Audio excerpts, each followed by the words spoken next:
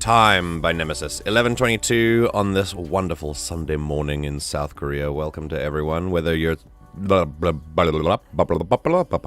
that's it.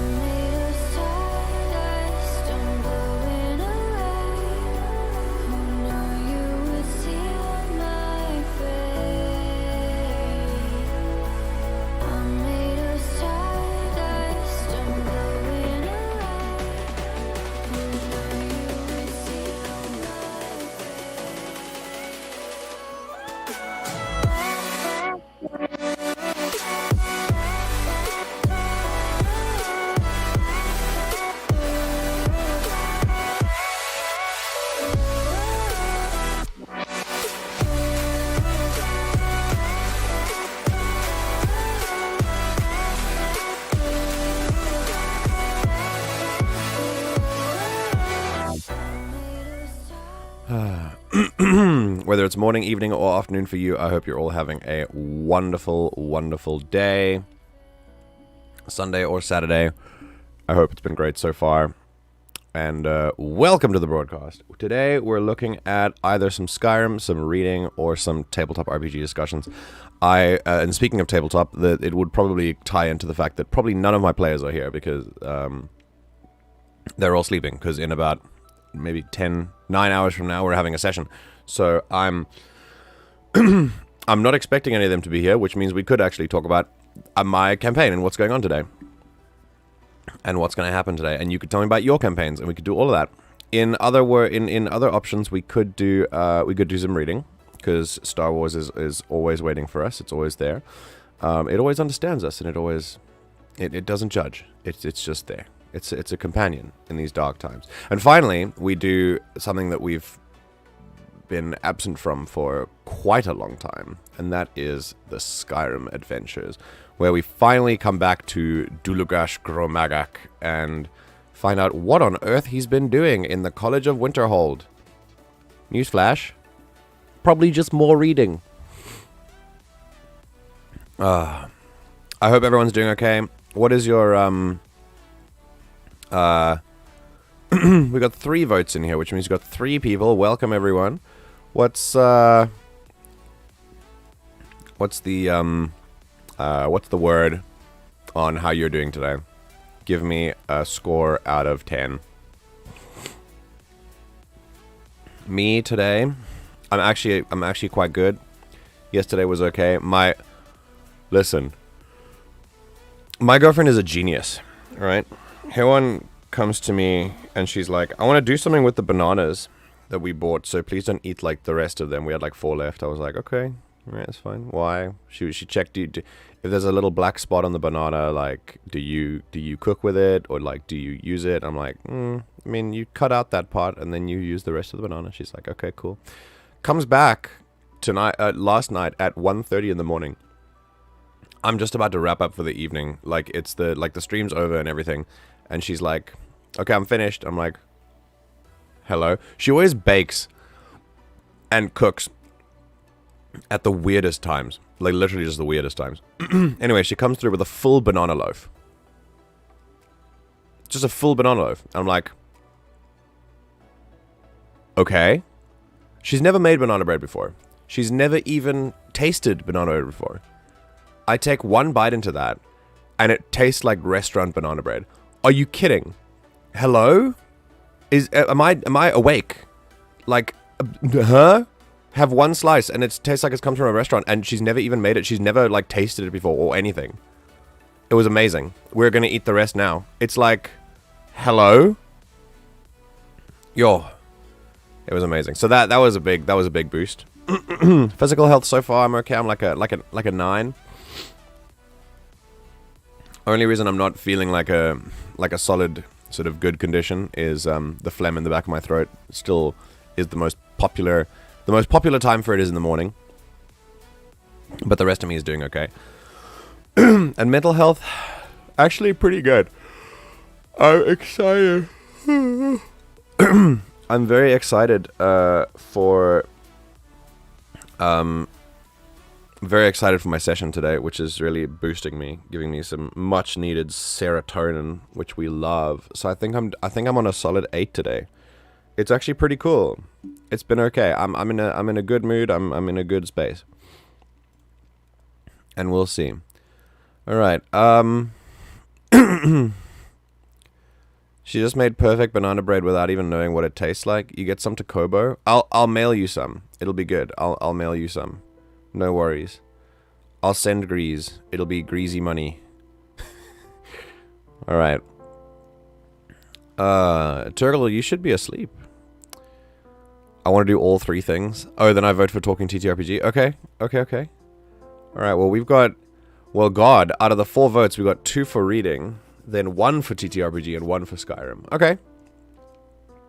We can do some reading first, for sure. Mental health is 6 out of 10. Physical health, 5 out of 10. Listen, that's better than it's been. So I'm really happy for you. That's a good one. That's good. I'm happy that it's kind of on the up and up, you know? Kobo time is eternal day. I sleep when I wish. I mean, how is that any different from normal Alex, though? One of the reading votes was me. Okay. Which means then we've got 1 tabletop, 2 Skyrim, and 1 reading. Which means Skyrim. Okay, cool. Alright, look. What we can do first, just watch Bumblebee. Absolutely spectacular. There's a movie that I have wanted to watch for a while. Well, I'm lying. There's a movie... Oh, you were the other reading vote. Okay. Well, you're going to sleep soon, so go away. There was a movie that's came out, like... It came out yesterday, I think. No, it didn't come out yesterday. It's been out for a while in the US. It's an A24 film. And it's being released to the world, like, soon. It's called Past Lives. And it's like... Apparently, it's incredible. It's a Korean, like...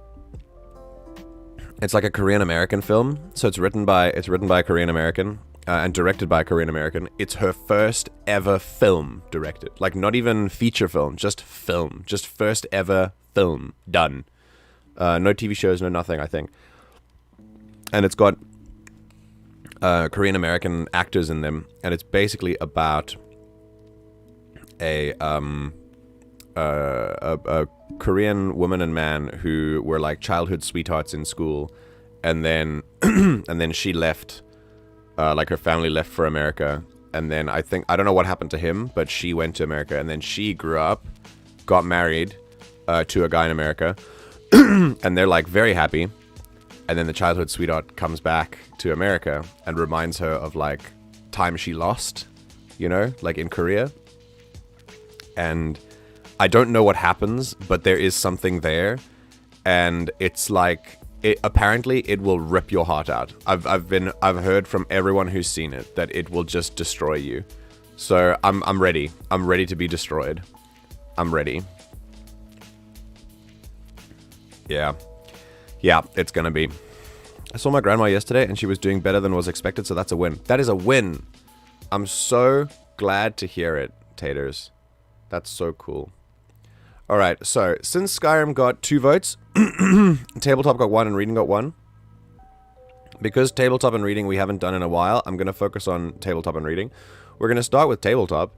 And I want you guys to... I'm just going to do a little bit before we move on to Skyrim so that we can represent as much as possible. And we're gonna move in. So what I'm first going to do, I'm quickly going to show you guys what's going on.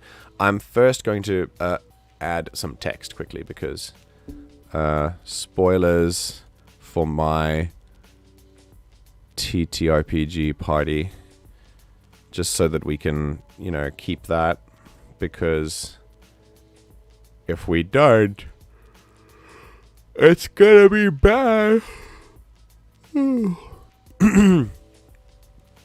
I don't want them in here. So if you are in my party and you've been, like... If you are in my party, you should get gone, please. Okay. Poll's done. Alright, and what we're gonna do... I'm gonna move to my foundry, and I'm gonna show you what we're doing this today. Where hopefully my party will not be watching. And we'll see. Hopefully, yeah. If you are part of my party, go away, and you'll see all of this in 9 hours' time. So, without further ado, this is your final warning, party members. If you're here, don't be here unless a session. Wait, hold on. Unless today's session has already been and gone. Like if the Yule Cheeklaw fight has been and gone, then you can be here. But if not, go away. It's only a small window, but I just want to be sure. Alright, so, we're gonna... Now that they're all gone, let's giggle about how their characters are gonna die. So, I'm gonna tell you guys... I'm gonna reveal exactly what I've planned for today, and we'll talk about, what it means and all that stuff. So, the first thing I'll say is that this is a build-up. This is the final session... what is hopefully going to be the final session, maybe the next session will be like the recap, of the whole arc that they've been doing at the moment. I divide my campaigns, this Star Wars campaign, I've divided into arcs. So let me share my screen quickly. I don't know why the chat window isn't functioning today, but it took a very, very long time for me to actually like get it to work. So I'm gonna just move this here. We're gonna move this. Oh god, it's so tiny, you know. Okay, I mean this is okay, but I'll just should I move my stuff around? Let me I don't know why the chat box isn't working today. I'm gonna try and refresh it again. Okay, see if that'll work. Okay, that's like the time I found out Ego dies while sat down waiting to see Guardians 2 or Gamora for Infinity War. What? What? Really? Someone spoiled it for you? That's awful. That's absolutely awful. I'm so sorry to hear that.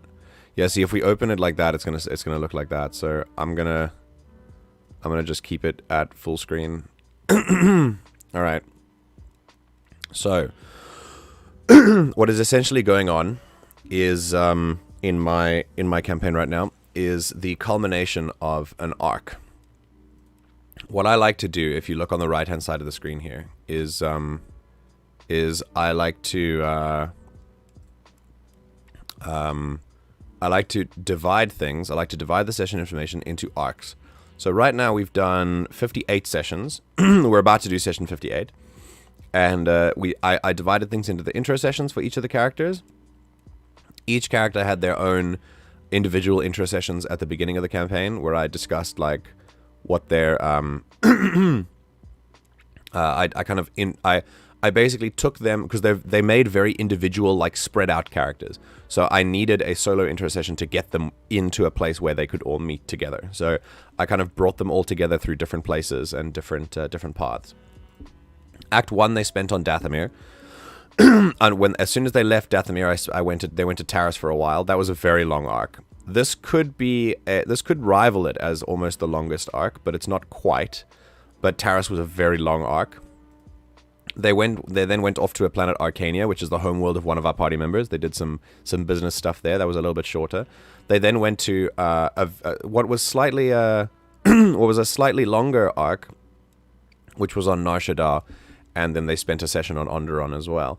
Once they left Nar Shaddaa, I decided to create this arc, which has spanned about 3 planets. They moved from Nar Shaddaa to first up to Lantilles, up here, and they just they hung around there while they met with some people. They didn't actually land on the planet, and then they moved over to Vajun, which is up here. And once they were there, they moved then into Mandalorian space. When they were done in Mandalorian space, they've engaged the plan that they wanted to engage, and they've now met up with their enemies at Chazwa, and where there's a battle going on there, and they're participating in the battle only to go and find the admiral on one of the Sith ships. And this is the culmination of this arc. So from Nar Shaddaa, they picked up a lot of clues. What started as one of our characters chasing after a doctor that knows a lot about who he is and other people like him, they went to Vajun, where there was hopefully a facility that would lead to information. The doctor is not there. The doctor's here at the battle, but they didn't learn that yet. They knew that they wanted to go to Mandalorian space just to check things, prepare themselves, because one of our characters is Mandalorian and she wanted to rendezvous with them first. Hung out in Mandalore for a while, and then realized the Sith are looking for them actively, and set a trap to like reverse their own trap, and traveled straight to the battle and infiltrated. And that's what we've done. So this is like, it's been just a chase from Nar Shaddaa to Vajun, and then a detour to Mandalore, and then back to Chazwa. And it's been kind of a it's been a really cool thing. Yeah. So this is what the arc has been so far. If I wanted to, yeah, and we've gone from session 46 to session 58, so it's been 12.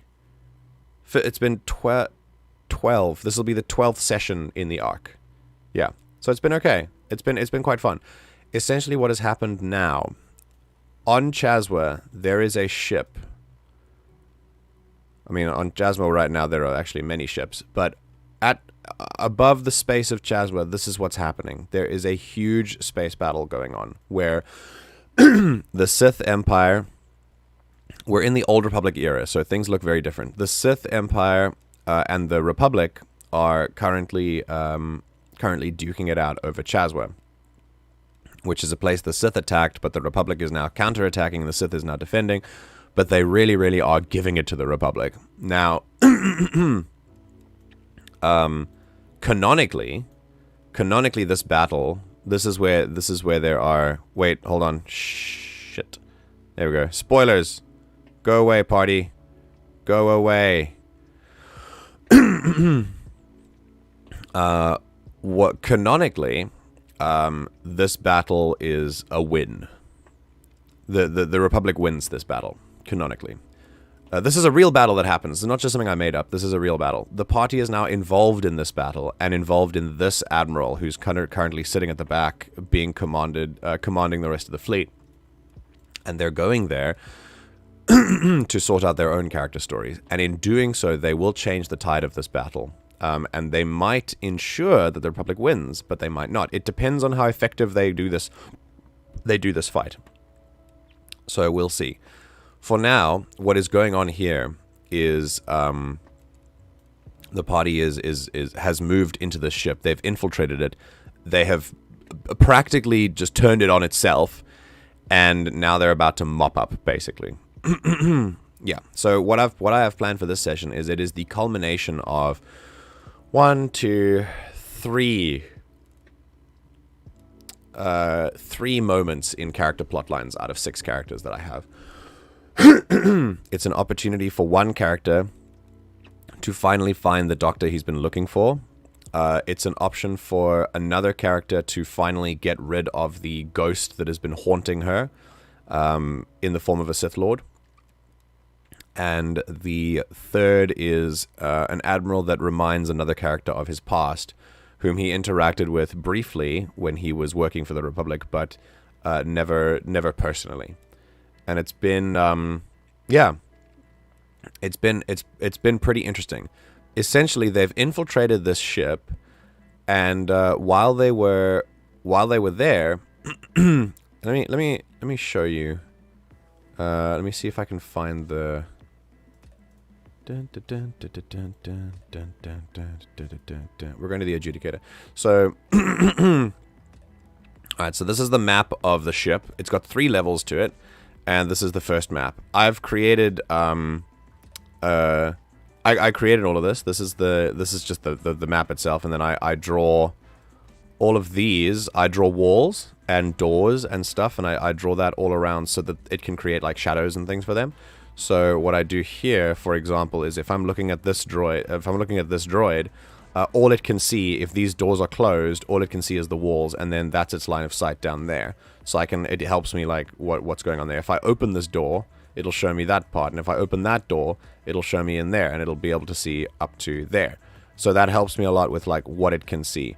The Star Wars, this particular tabletop is much less concerned with rules like D&D is.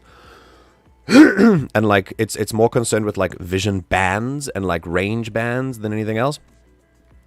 It's not really concerned with specifics. You can like make stuff up and it's okay. But if I open this door, like it can just see all the way down there, and we keep it very fast and loose with details, right? Because I want to keep the action going. It's a Star Wars game. So essentially, the party started by literally shock dropping onto the surface of this ship.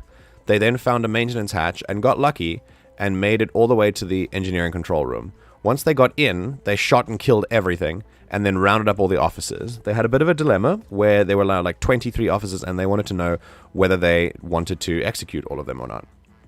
They needed to, they needed to get going, but they didn't want any of them to like, sound the alarm or anything. And also they didn't want to, execute 23 unarmed people. And so there was a bit of a dilemma, even if they are Imperial, and they decided not to do it. But while they were doing this, one of our characters was preparing something. The character of Rio. This is Rio. Now, Rio is a Nautolan, a boy whose life was turned upside down by the Sith invading his home. The planet that he grew up on, Rhodia, which was the site of a huge battle fought between the Sith and the Sith and the Republic in the Old Republic days. During the Jedi Civil War, the Empire invaded Rhodia, and this was the Republic's first win, interestingly. But this was largely in part due to child Rio's actions. Well, much younger. It's been like 3 years since that happened, and since then, not only did he develop a wish to fight back and a sort of greater interest in the galaxy at large, but he also developed a hatred for the Empire. And while all of this was going on, he was sitting here and he was meditating. Now, Rio has this force ability that he can do. Sorry, I keep coughing. Hold on, let me just fix this.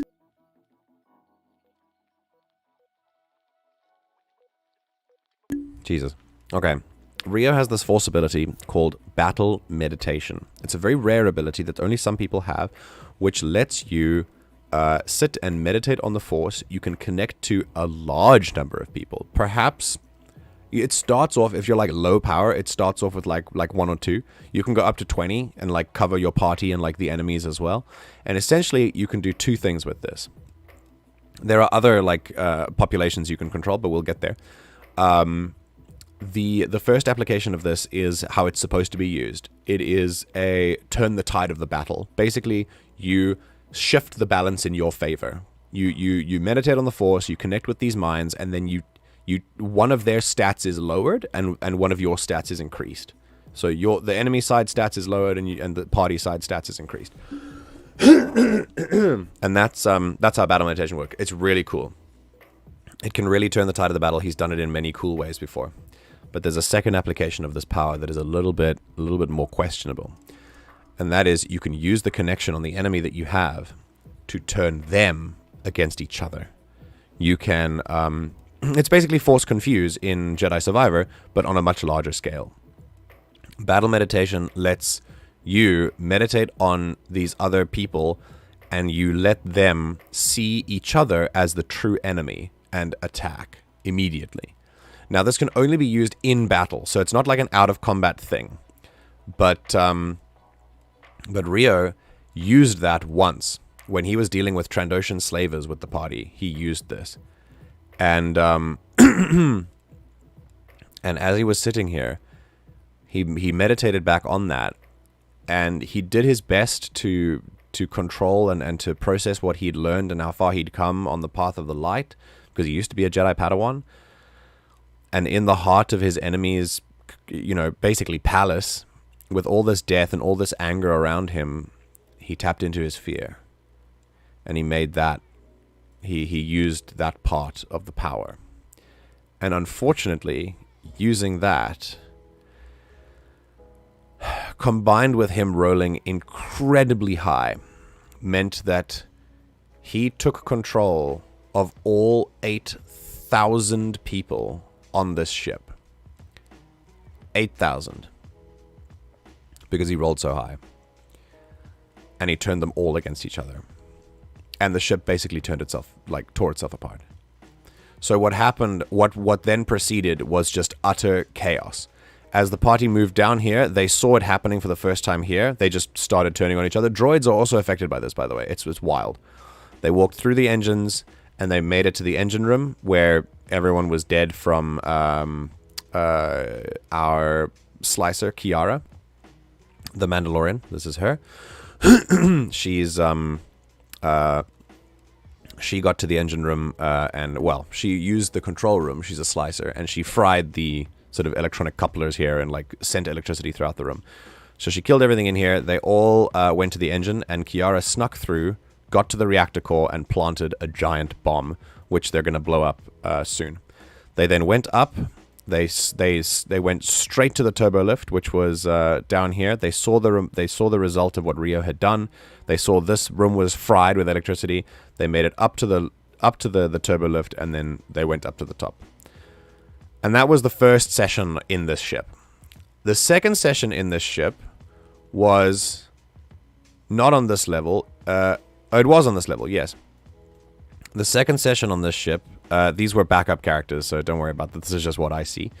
The second session on this ship was them coming out of the turbo lift and seeing what is essentially dead space. They saw an absolute massacre, and Rio started to see the consequences of his actions. When they got to the center, where there was a dark Jedi, obviously dead, but he had a lightsaber, and they love looting lightsabers because they're very expensive. So they made it to the front. This was irresistible for them. As soon as they made it into the center of the room, the doors locked, tuk tuk tuk tuk, and the voice of the admiral that they're here looking for came on to the intercom and simply said, "Don't move, I'll be with you shortly," and then started to stall them. They didn't know that he was stalling them, but wave after wave of troops came through, every single side. The party was taking them down without much issue, but it was taking a long time. And they needed a way to stem the tide, lock the doors, and keep them from coming in.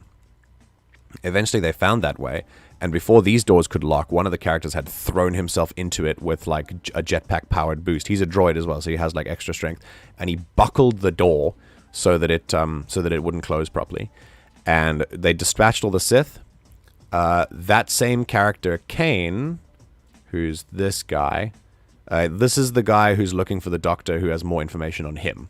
He is a droid with a human consciousness. He is a result of an experimental project where a secret organization funded by the Corellian Engineering Corporation has been implanting organic consciousnesses into droids, into droid bodies, and using them. And they're not really sure of the real purpose of that, but all Kane knows is that he was bred for combat. And so he's basically a weapon. Obviously, he wants to find out the truth and be rid of this. But yeah, He's still finding that out. And this doctor, the doctor is on this ship. She's working with the Imperial Admiral. So she's his next ticket to where he can find the leader of this, and he can find him and like take them down. So, while he was here, he found that on this ship there was a Sith trooper that was part of the wave that came through here, who looked at him really funny, flipped up the visor, and revealed herself to be a friend of Kane, but in his past life, which he can't remember. So she reminded him of his backstory, and he now knows enough about his backstory that he knows who she is. And they interacted together, and she said, "There are 3 of us here. We're on this ship. We've been infiltrating this ship because we knew you would come here." And they work for the Republic. They're Republic-like special forces. "We've been assigned to monitor the Admiral, but also we know that you would come here eventually. So we've been waiting here for you. And now we're ready to, bring you back to your old life, and you're going to talk to the boss that you used to have, and it's all going to be great." And Kane obviously doesn't want that right now, but it's very interesting how it's kind of played out. So after the battle was over, they set a trap, and the old squad member went down this passageway to find a person here that she was looking for. Another member, the second of 3 of Kane's old squad. She went down there while the other party detected that on the bridge, which is here, on the bridge of the ship, only the Admiral and a small army is waiting for them. The Sith Lord that accompanies him and the Doctor, nowhere to be found. Which they would have found out earlier had they not come in like guns blazing and stuff. But they didn't. They were focused on getting to the bridge as quickly as possible.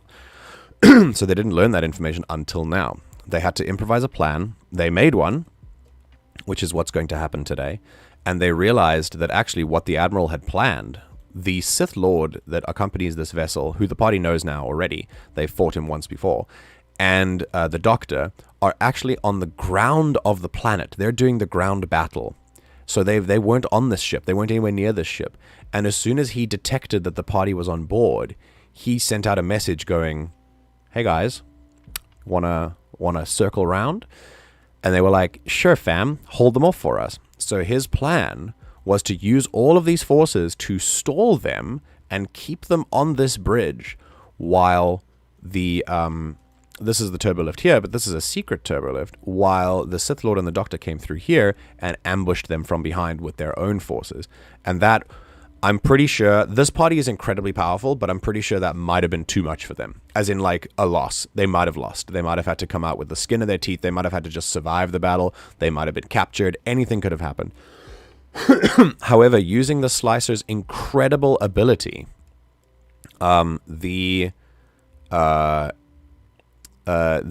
she determined that they weren't here and that their ship had just landed over there.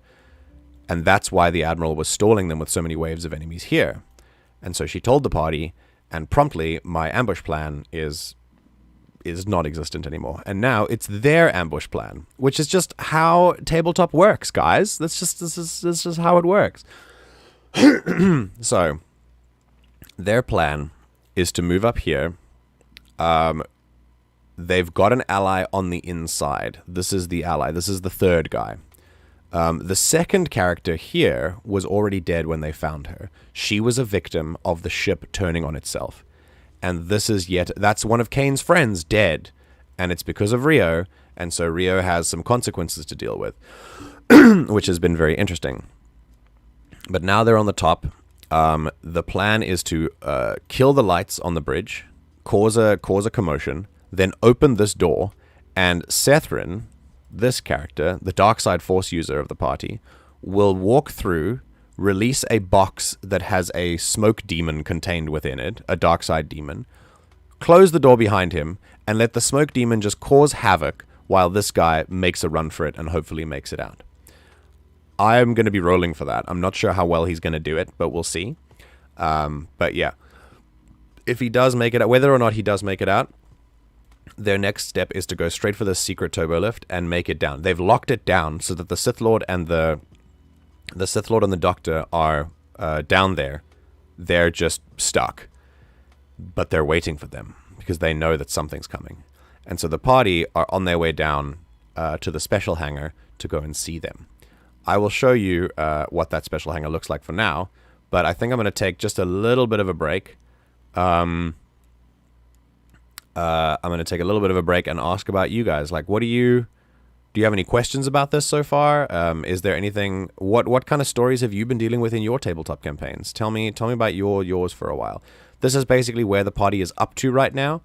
And this is what their plan is.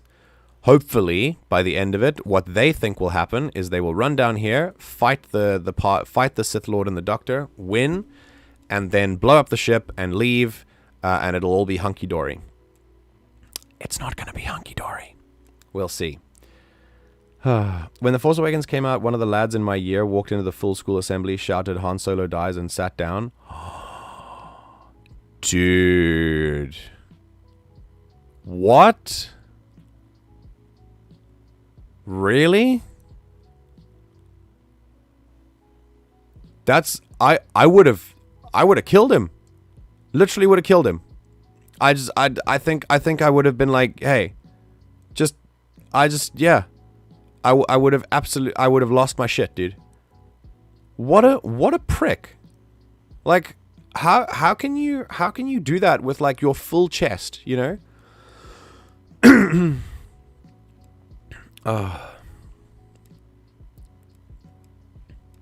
It's a going away party. Well, someone's gonna go away. We'll find out who.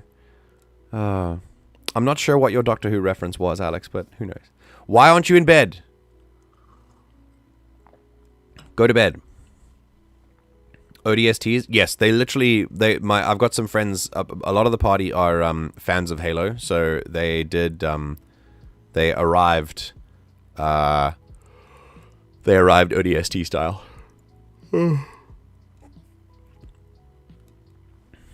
I have no notes apart from the fact that I can just see Peter Capaldi in my head every time you say Doctor. Ugh. There are other doctors in the world. You know that, right?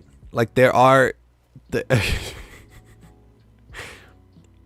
It won't be hunky-dory taters, let me tell you.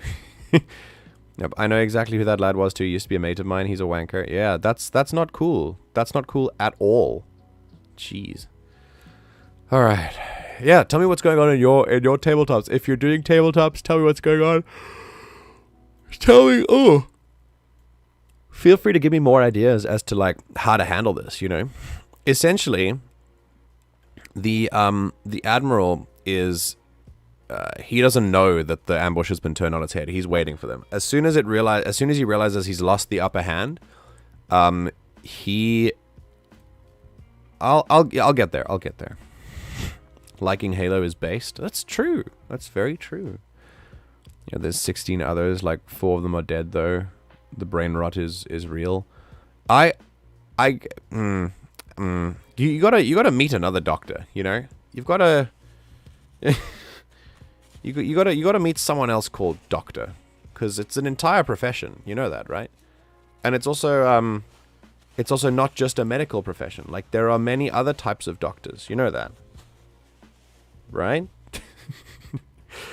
Oh, goodness. Well, we created our characters in Die. Tell me about it. Tell me about it immediately. I'm very happy to know about it. And in the meantime, I'm going to quickly check that my session notes are updated. Hey, party, go away. Okay, this is my so on my session. This is my session notes. On the bottom is giving me just information for the battle, and on the top I get a text crawl because every beginning of the session I read the I write a text crawl like this, and then I read it to them over the top of Star Wars like main like open credits music. So I read this like the yellow like scrolling text, and then I give battle status. So I'm telling exactly what's happening with the Sith, with the squadron. Arclight Squadron is Kane's old buddies, what they're doing, the bridge trap, the hangar fight, all the strategies. and then getting out, and how on earth they're going to leave. And then from then they're going to move on. I'm not really sure what... there is one kind of... there is one sort of thing that I'm kind of working on revealing, like how I'm going to reveal it, and that is once Kane has reached the Doctor, I'm not sure what kind of information she's going to be, like how she's going to give him the information. She knows, I know what she knows, but I'm kind of still shaky on the details of like what she would be able to tell him. So yeah, we'll see. We'll see.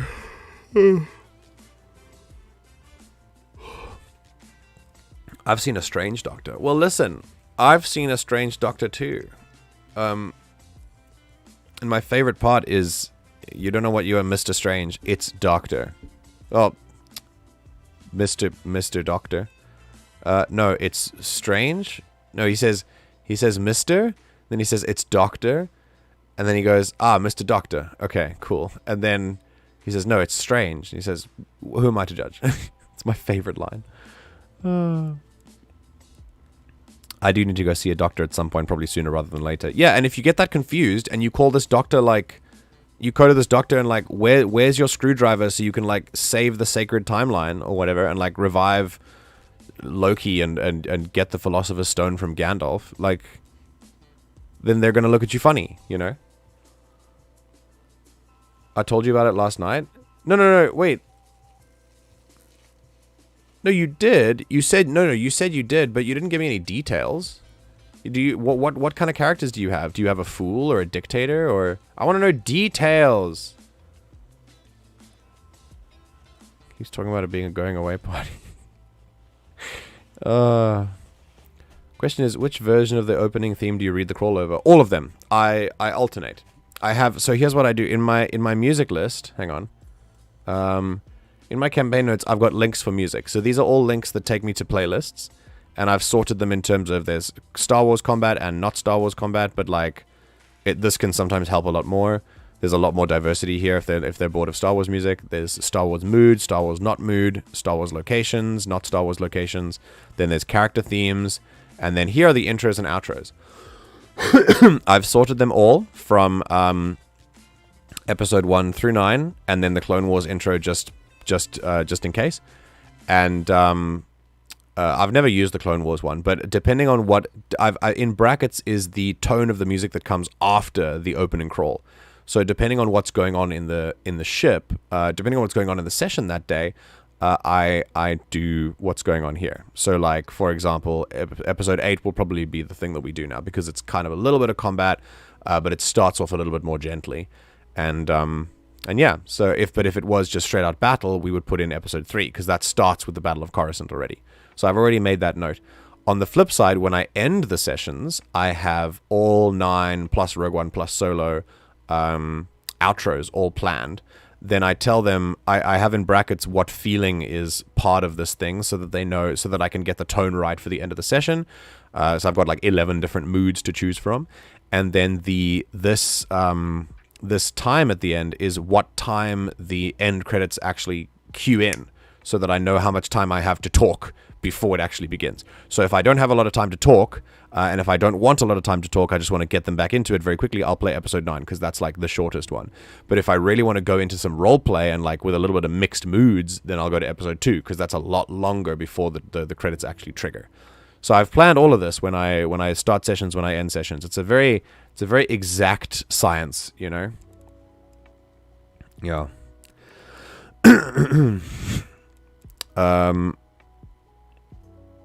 Let's see. But it's a very awkward process. You have players that aren't decisive or aren't experienced in making character backstories freeform. I think in that situation, as a GM, you've got to be the decisive one. So it's okay. Let me put it this way. It's really hard to be like.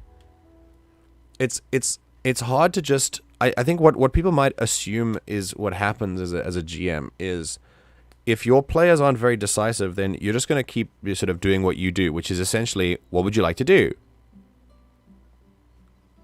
And then there's just silence. And you're like, wait, hang on, wait, you know, what's happening? And it's because it's just kind of a, I know that I'm not saying that's what you've done, but like sometimes people need like different ways of approach to think about it. I've seen a lot of GMs. I've seen me do this, where we underestimate like the process that our players have to go through, and so we say, well, what would you like to do here?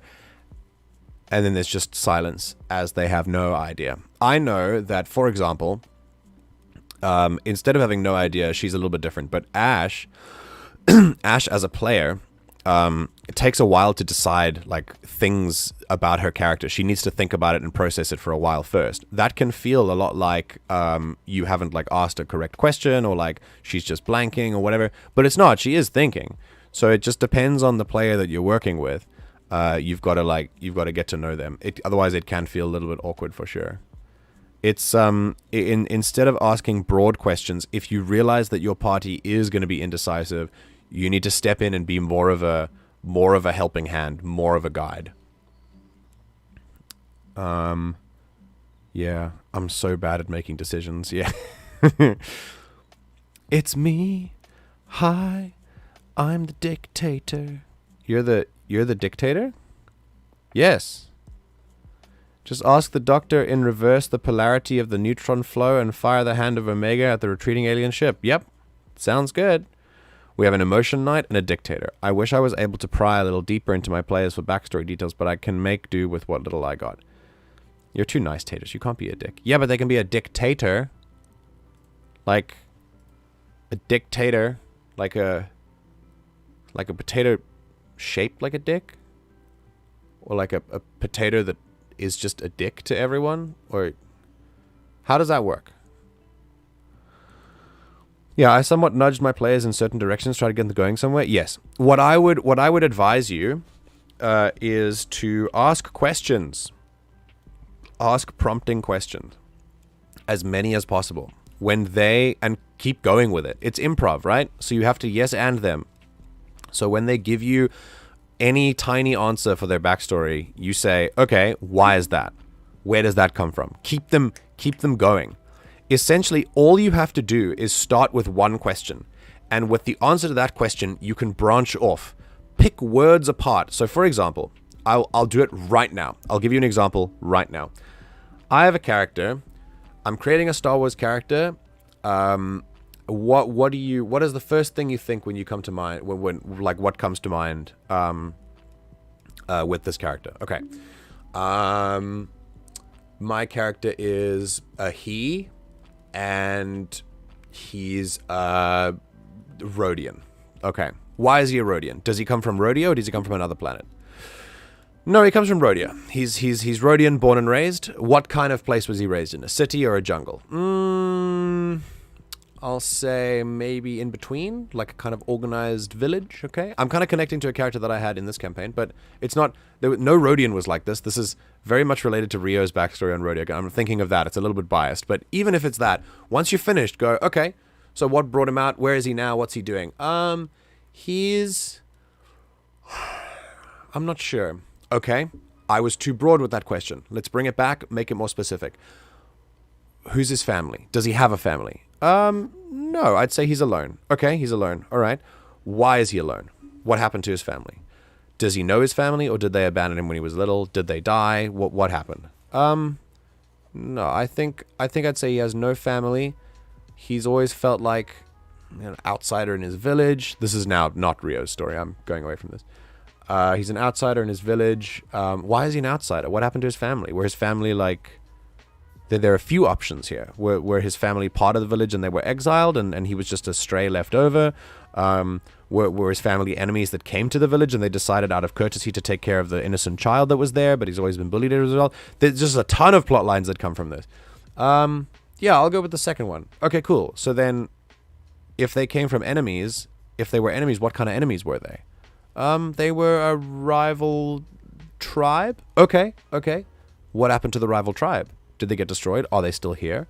No. I'd say maybe they're not still here. Why? Where are they? Did they get wiped out? Did they leave the planet? Did they go somewhere else?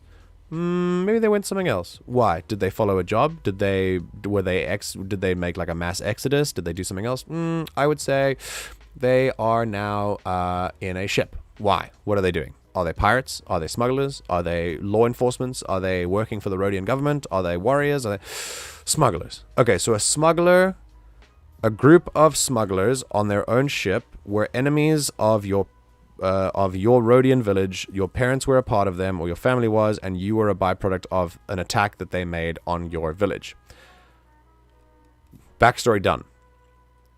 It doesn't even need to be more detailed than that unless your campaign is starting somewhere else. So it's like, do you know what I'm trying to illustrate is that there's always a question you can ask about the backstory. So there's always a prompting question you can ask, and that prompting question must relate to the thing they've just told you, because their brain is now already thinking about that. So you need to, as a GM, when I'm crafting with a character, one of my favorite things is to do this exercise, just to keep going. Just go as far as you can and get your creativity stimulated as much as possible. And you'll find that once you ask maybe 5 or 6 questions, they've got a pretty good idea going and they can just keep going with it. That's what happened in most of my experiences. Sometimes they need a little more questions, sometimes they need some fewer questions. But either way, it works pretty well.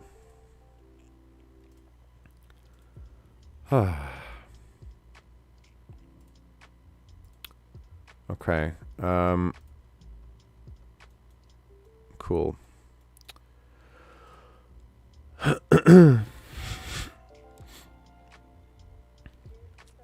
Just poke your players with a pointy stick until they have a 47-page essay on their characters. Well, I mean, that's essentially what I did. I have some players who don't need my guidance at all.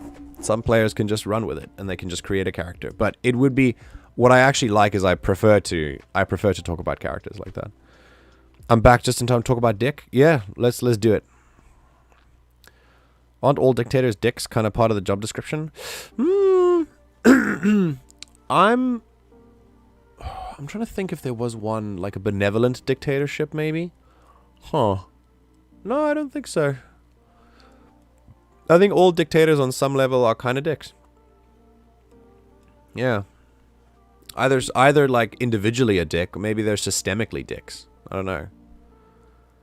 As long as they ain't 21 inches. Yeah. I mean, look, that would be why. Look, it wasn't even... That was the pizza. The dick was 19 inches, like 18.9. Yeah, I'll probably slowly ask more questions as a rail to reveal backstory throughout the story, like in flashback sequences. That's cool too. That's a great idea. That's really, really nice. I wrote an entire essay in support of a benevolent dictatorship. Yo, is a dictatorship by definition benevolent? Because that's the kind of thing that Anakin Skywalker was advocating for. So, I don't know if that's what we want. But I've considered it. I feel like lots of people who've like become upset with how democracy can work against you have thought about, you know? Honestly, Dr. Doom is probably the closest. He's a good dictator for his country, but he's a major dick sometimes. Dr. Doom is a villain, though. Like, he's just a super villain. So he is a dick. Like, I know what you're saying. But yeah, remember, he's only written as doing good for his people. I don't think that anyone who is in that kind of solo position with no checks and balances will only ever do good for their people. Not with that much power. I still have no idea how we spent like half an hour in that stun lock. I do. Have you met this community? So my grade 12 social studies teacher wrote, "Should political decisions be made democratically?" and assumed we would all say yes. So I didn't. Whew. So how did you justify it? Like, how did you... I'm very interested in this. How did you justify the existence of a benevolent dictatorship without it immediately going south? Within like a matter of years. I loved explaining how Anakin was a fascist to my 14-year-old brother the other day. His mind was blown. Oh, man. Yeah. I mean, he is. He is. I don't think he was a full-blown fascist. I think he he had fascist ideas that didn't go into ideology. Remember that... I think... no. Anakin was an authoritarian. Not quite a fascist. A fascist is someone who wants to wipe out a group of like a group of people. Like a nationalist. Anakin was an authoritarian. He was socially incredibly conservative.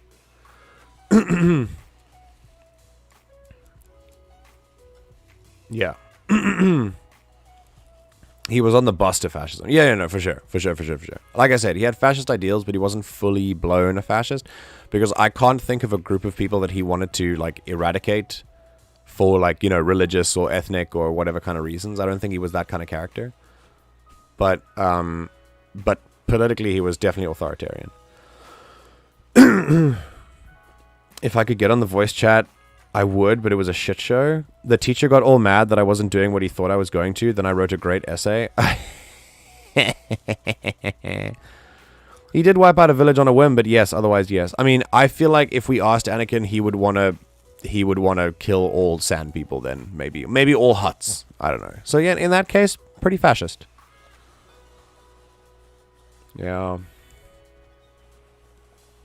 Wanting to wipe out the indigenous people of a planet is pretty fascist. I'm not gonna lie.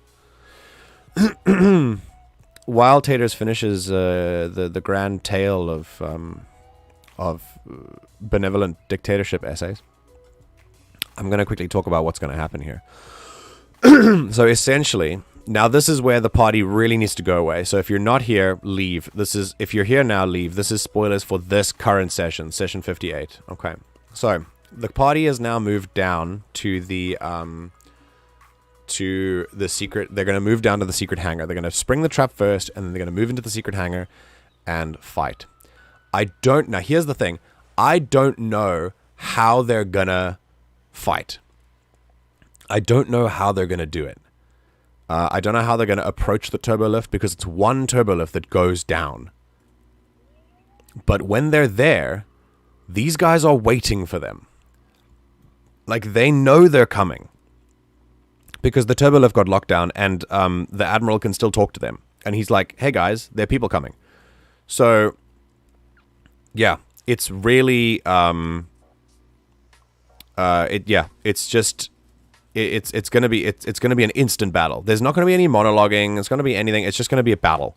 And they're gonna try and take them as quickly as possible. Because they know that as soon as this party gets into positions, they lose. Because this party is very powerful. We've got a dark side force user. We've got another force user who just turned 8,000 people against each other. We've got a droid who's pretty much unstoppable. We've got a Mandalorian in full Beskar armor. We've got a Kaminoan with, like, medicines up the wazoo. She's just a crazy doctor. We got a sniper who can take out, like, 15 people in one round. Not even kidding. And it's, yeah, it's wild. So as soon as they get a chance to take positions, they're done. So here's what's going to happen. I am going to create I've just thought of this now. I'm going to create another doorway here, so that they can get out the other way as well. Because it seems a little unfair that they would want to, like, get through there. I think because this is designed to have another door, so I'm going to create another door. I'm going to go from here. Going to attach that and go there. Okay. And hopefully this character will not be on the other side. Oh, fine. Put him here. There we go. Okay. So, once they're down here, this door's going to open, and they're just going to barrage. Force lightning, probably. Then they're going to send these guys in and try and, like, bite some people and scratch some people. And they're just going to have to make their way outside around the back. And essentially, what's going to happen now is I like my combat to not just be shooting. I like there to be another kind of stake. So, for example, if there's a battle where it appears to you that there's just shooting in a battle, it means that the stake is happening somewhere under the surface. In the event of the party being hit by waves of enemies, the stake was that the Admiral was stalling them so these guys could arrive. If they made it through quick enough, there would be these guys wouldn't even arrive, and they would be able to get the drop on them very easily. But now they've let them arrive. So this is the ship they came in on. Essentially, what's going to happen is while these guys are busy stalling, the Admiral is going to engage the ship's hyperdrive, which puts it on a 2-minute countdown. Because a ship this big takes 2 minutes to get into hyperspace. So it's on a 2-minute countdown that the party's going to have to stave off this attack, get in a ship, and leave before the ship goes into hyperspace. However, there's also a bomb planted on the reactor core. So they can stop the countdown if they trigger the bomb. But if they trigger the bomb while they're on the ship, things get very difficult. So it could get very hairy. They basically have a choice to make. They've got to get out of here quickly. There is a third element. Firstly, these two characters are rolling willpower to mentally resist the fact that this guy's seeing more Imperial troops, and he always has to do that. And this one is traumatized by this Sith who hunted her through the halls of a space station a long time ago, looking for something that she stole from him. Since my party's not here, it's a holocron. She stole his dark side holocron from him. And it's actually connected to a lot of other people, but we'll get to that later. The party will get to that later. He's mad, so she's going to roll willpower to resist him. He's going to roll willpower to resist the Imperials, and they're going to fight. And so that's the third layer. The fourth layer is that this doctor, this beautiful, beautiful doctor, can look at this character, and because she helped make him, there's a code phrase that can bring him back to his default programming. He's experienced it before through Cheeklor. Cheeklor is the name of the Sith Lord, Yul Cheeklor. He has, he's used it before, but in a much lesser capacity. He's used like the actual code phrase. Her code phrase is one that's not, not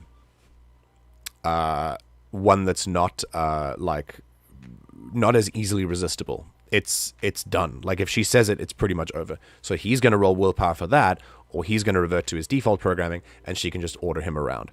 Instead of ordering him to kill everyone, she wants him to leave because she wants to leave. She wants him to come back to their program. So she's gonna turn him against and say, "Hey, warm up the ship, let's go." And he's gonna go warm up the ship. And I'm basically gonna narrate it that like if he fails his role, if he succeeds his role, none of this happens. But if he fails his role, he gets controlled, and then I'm gonna put his consciousness inside his mind, and I'm gonna put him just in a little room with another little passenger that he's been accompanying this whole time, and they're just gonna have a chat, and she's gonna maybe help him try and get out. But yeah, so there are a lot of layers going off. There's a hyperspace wind up. There's a bomb on the ship that could go off. There's an override control for this droid. There are 2 willpower checks that need to be made, leaving only 3 characters really who are mostly okay from this interaction, you know? So yeah, all the while, this character has got to carry this dead character on their shoulders to wherever they're going to go. Yeah, it's going to go bad. It's going to be great. I don't know how they're going to get out of this, but don't worry because they've got out of worse. I think every time I think I'm going to throw sort of hardcore things at them, they get out of it without a scratch. So I'm stepping up the game. I'm giving them more and more and more difficult stuff every time, and we're going to see what happens. Okay. So here we go. That's what I have planned for today, essentially. I've planned the aftermath of like how they can escape. This is the hangar door. So after they escape, I've planned what might happen there. Obviously, there's an aftermath where the boss of Kane's old squad will want to meet Kane, and the Republic. So he might be introduced to the Republic again. If they win, this would happen. They get by the skin of their teeth, but then Kane needs to now rendezvous with his old boss and get that. Then they've got a few other things. So yeah, it's pretty cool. If they win, that's what happens. If they don't win, then a few things can happen. If the ship goes into hyperspace while they're winning, while they're losing, and they don't get there, then they leave with the ship, and then they're in trouble. If the ship leaves in hyperspace, If they manage to not put the ship in hyperspace, it means they've detonated the bomb, and that puts the ship in also a very large predicament. It's just been. It could be interesting. There could be a lot of other ways that this could go. They could be captured. Some of them could be seriously injured, maybe even killed. We'll see. In Star Wars, there's no resurrection. If you die, you die. So we'll see what happens. I'm obviously very hesitant about killing characters, but we'll see. Okay, here we go. He graded it out loud to me, 1-to-1, not in front of the class, and he kept trying to argue with my points, and I got to be like, finish reading the sentence, and I totally owned him. He ended up giving me a great mark, and that was only because he argued about some grammatical errors. Mao. Good job, taters. Finish reading the sentence. See, I don't understand why teachers would react like this. Just read the stuff. Just be like, okay, cool, good writing. I mean, not an actual group of people, but he did hate slavers. That's true, but I wouldn't say that's fascist, because slavers are also not good. Most of his grudge with the Sand People was just personal trauma stemming from that event, so not sure if that quite counts. It doesn't really. We're just kind of we're memeing, but it doesn't really count as fascism. It's but again, he's authoritarian for sure. Okay. I could have gotten 10 out of 10, but he took a mark off for grammar. Yeah, I agree with Alfred.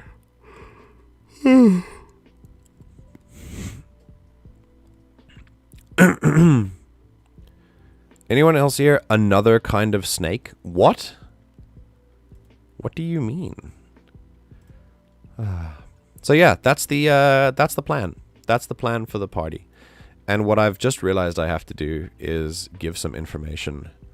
The doctor's information for Kane. Because I have to plan for the eventual interrogation of the doctor. And the information that she can give to him about where to go next. So yeah.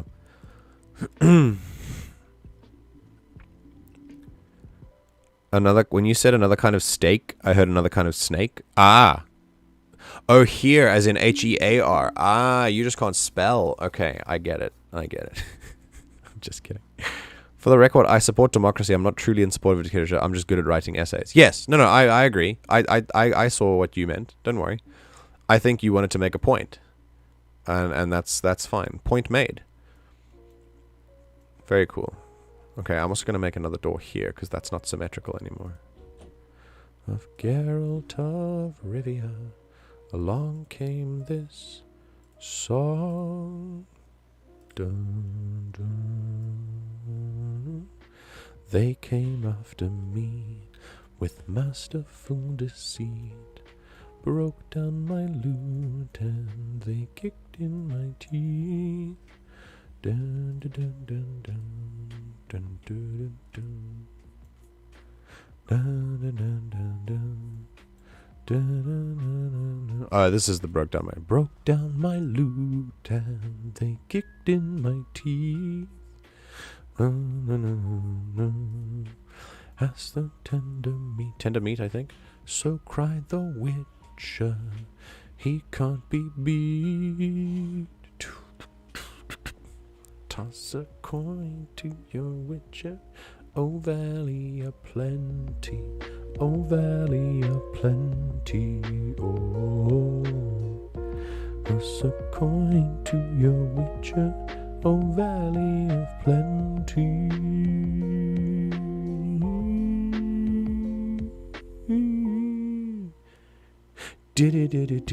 Yeah, I'm glad the lo-fi also kept that. Okay, so, and I feel like if I can argue the opposite side of a debate and still stand in my beliefs, then I've done my due diligence. It is so very, very, very important when you come into a conversation or a debate, but I prefer conversations because I hate debate, that you understand the other side. You have to be able to understand where the other side is coming from.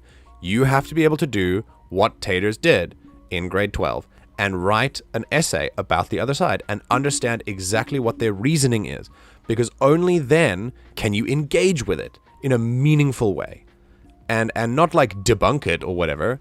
If you're in a debate, that's your job. But if you're just in a discussion, your objective is to understand so that you can offer your perspective based on that understanding. You have to be able to understand the other side. It's so, so, so important.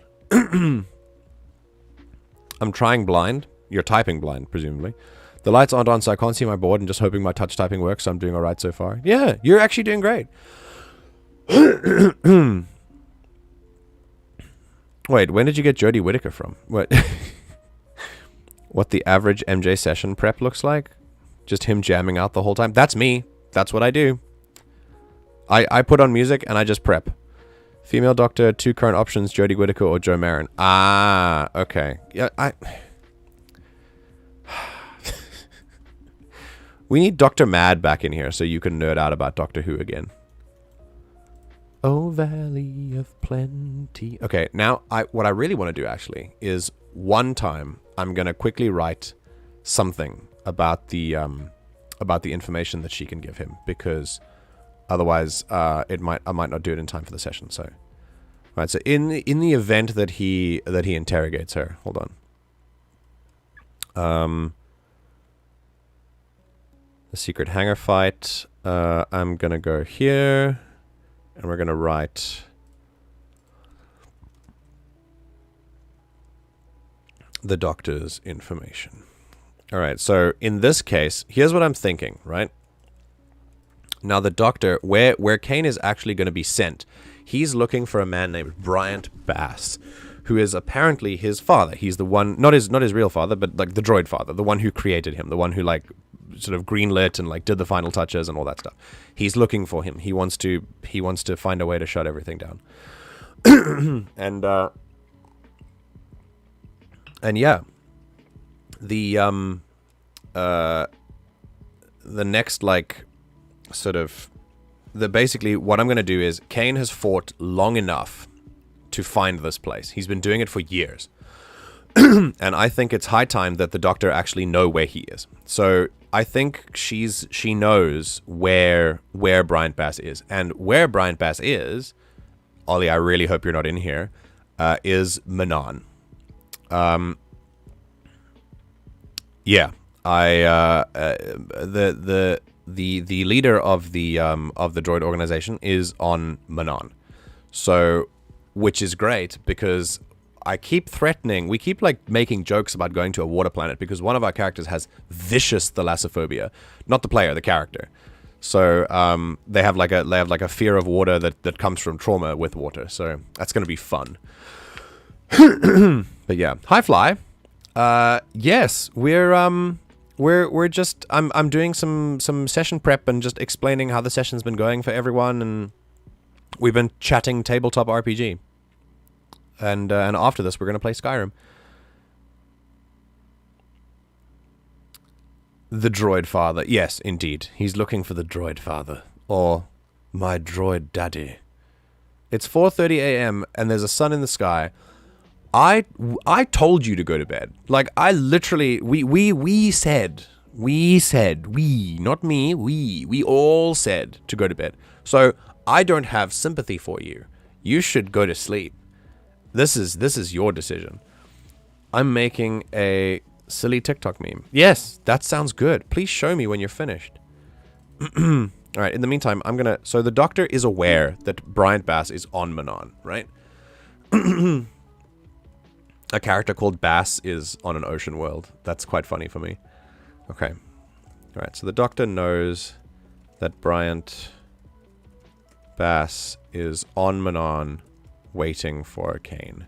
So they're actually waiting for his arrival because they want him to join them again. What Kane has misunderstood exactly what it is they want to do as an organization. They're still bad, but they don't think they're bad. They think they're doing good things. They're not just like corporate stooges, like manipulated by money or whatever. They they are trying to make the world a better place. But obviously they're doing it through very terrible methods. So, It's just it's something that Kane will learn when he's in there. Oh. God, eating Pringles, eating like snacks doesn't solve the predicament. It gets rid of your tiredness. God. You're the worst. Okay, so the doctor knows that Bass is on Manan waiting for Kane. But I don't want him... See, as soon as she says he's on Manan, Kane is going to go to Manan. So I want it to, like... I want her to, like, send him somewhere else first. And I've got to connect that to the party. So the only way that he can find out that information... I want him to... This is how I do things. I know that if I put a carrot in front of some party members, like Ollie, for example... He will go for it, and he will want to go there as soon as possible. But it also makes sense that he wants to do it because Kane has been doing this for like 2 years. He's been wanting to fight against this for like over 2 years.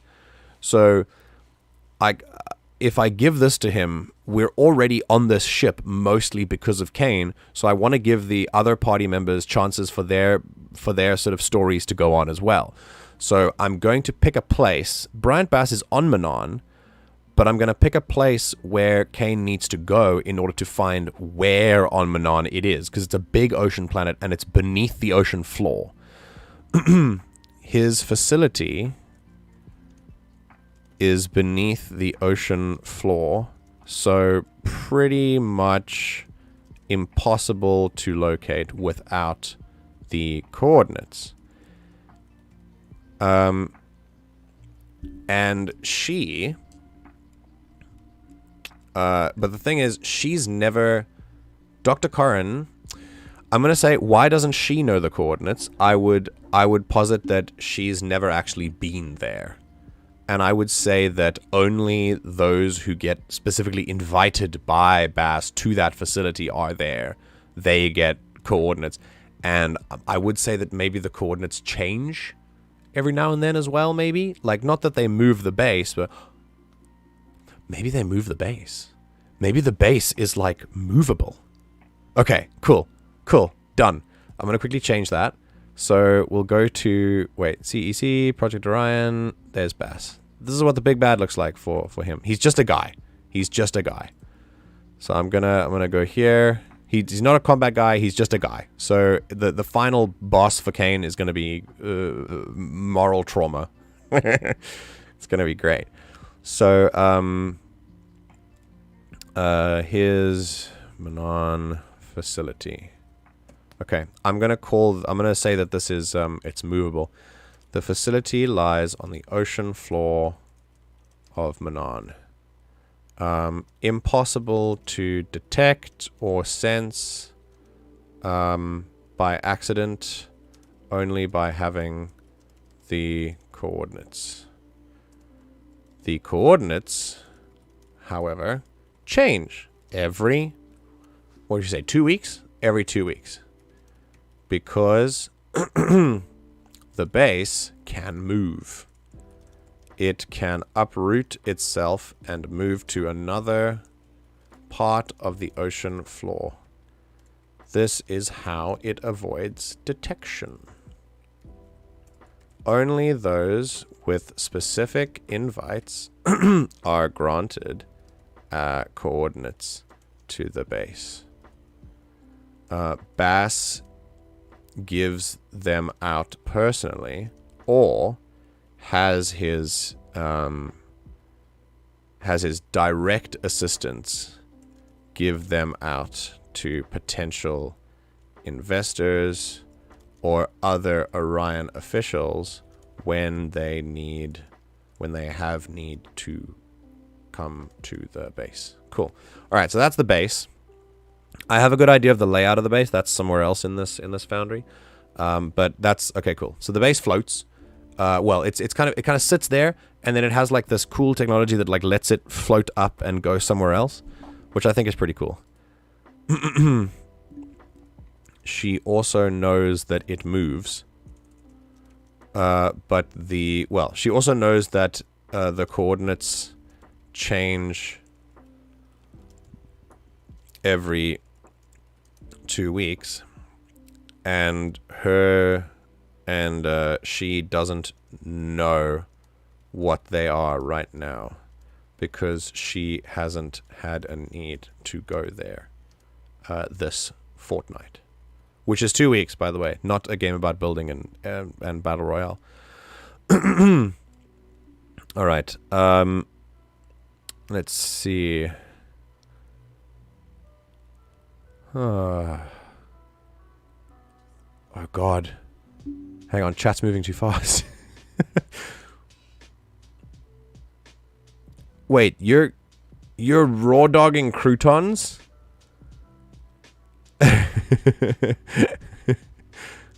I do that too. I do the bacon ones. Like, when I was at home, we don't really get croutons here, but when I was at home, my mom would buy croutons for salad, and she would have to hide them because I would just eat them because they were so good. She would get, like, croutons infused with, like, bacon and olive stuff, like bacon and garlic or whatever.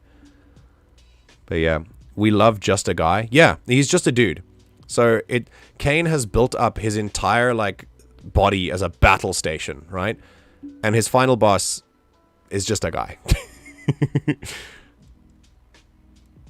He's Rick the door technician. I cannot raw dog croutons. Who's the fifth person watching? Yeah, I'm not sure. No, it's not one of my players.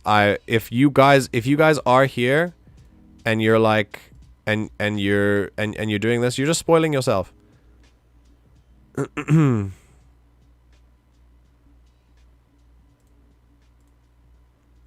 You're just spoiling yourself. So please don't be in here. If you listen, the sign is here. So if you're still here and like you ignore the sign and you're watching anyway, this is your fault.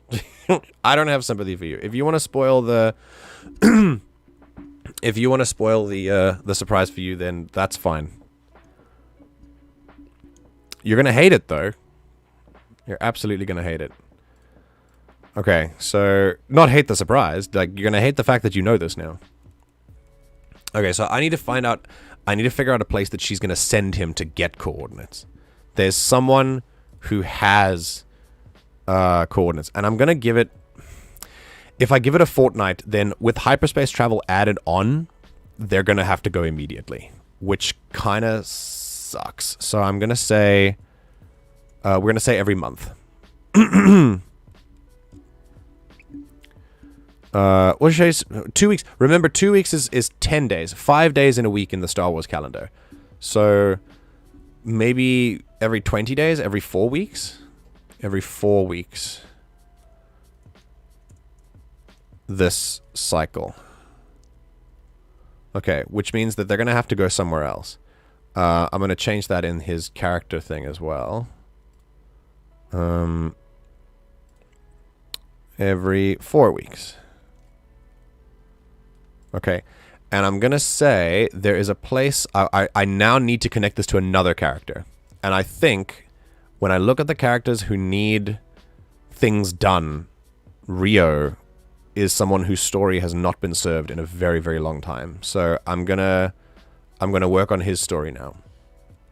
Now at this point, Rio needs to prepare himself a little bit more before he goes to find his mom, essentially. That's what he's looking for. He knows that his mom is on a Sith world, but he wants to find out more about the people who have her. So I think it's Sala and Rio are the quests that are going to be like pursued now for just a little bit. So it's going to be quite complicated after this, isn't it? My brain is kind of going at a million miles an hour. So I think there are a few options that I could give for this. Hang on, let me minimize these. All right. So these are all the planets that are important to people. There's Mandalorian space. Ooh, they're not there anymore. Hang on. I need to move this. They're here now. No, don't lock to a grid. You are gridless. There we go. Okay, and then we can make a copy as well, because... Copy that and paste that there. There we go. Okay.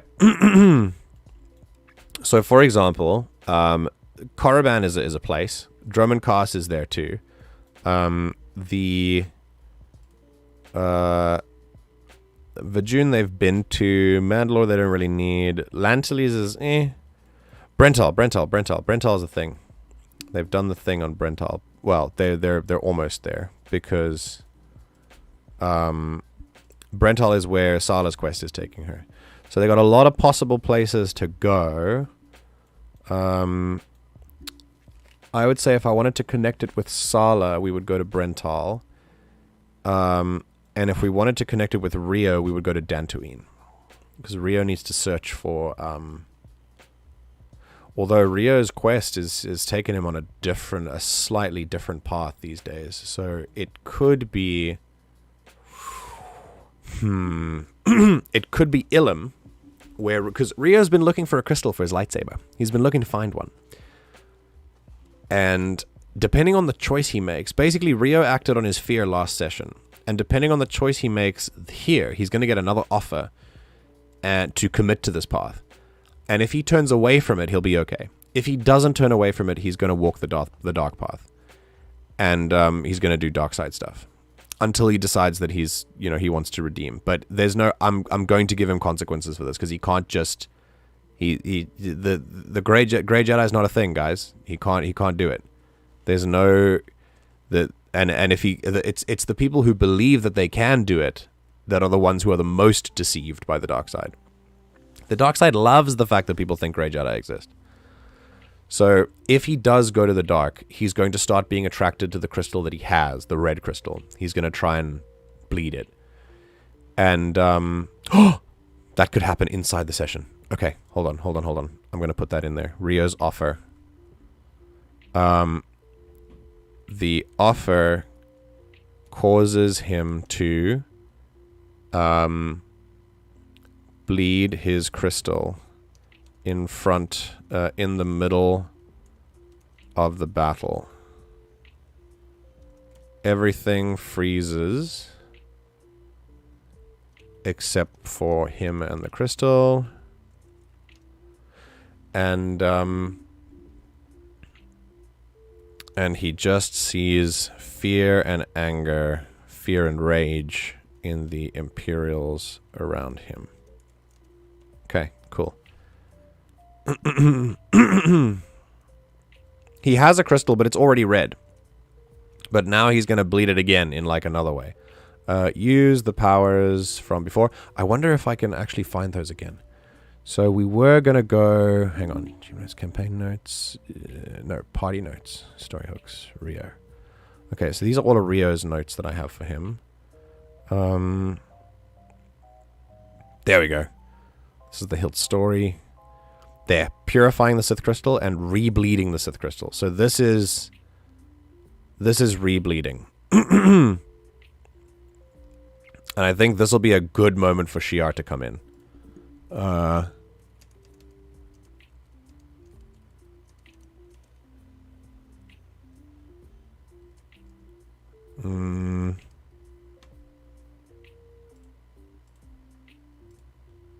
Okay. Very cool. Very cool. Very nice.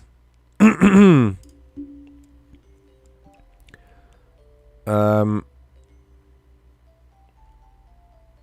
on.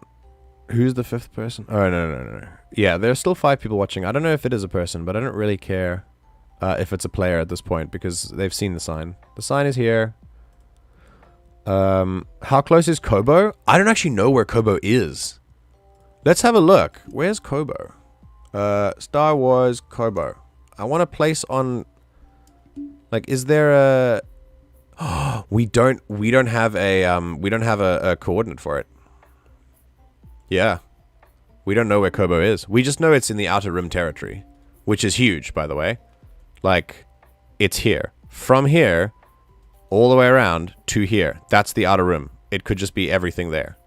So, yeah, we have no idea where Kobo is.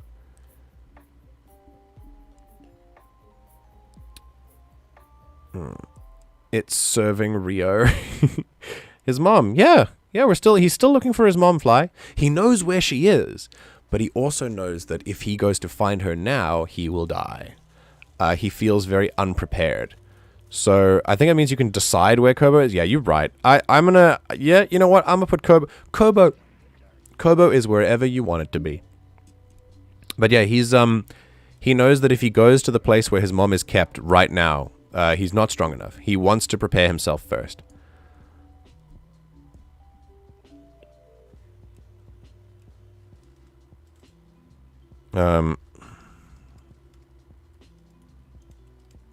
Whole time to come clean on a few things. But then say you need the strength to defeat Shiar, right? Oh, I'm gonna give him so many cool choices. It's gonna be great. Okay.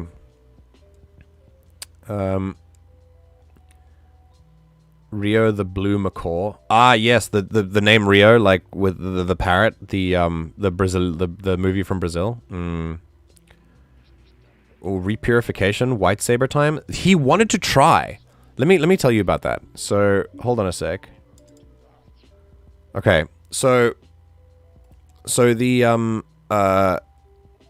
the thing about purifying the crystal is that Rio found this crystal on a Sith, and he saw that it was bled, and he was like, okay, what can I do with this? I really kind of want to get rid of this dark side energy. He doesn't know that there's a thing. He doesn't know that there's a technique to purify. He just wants to do it.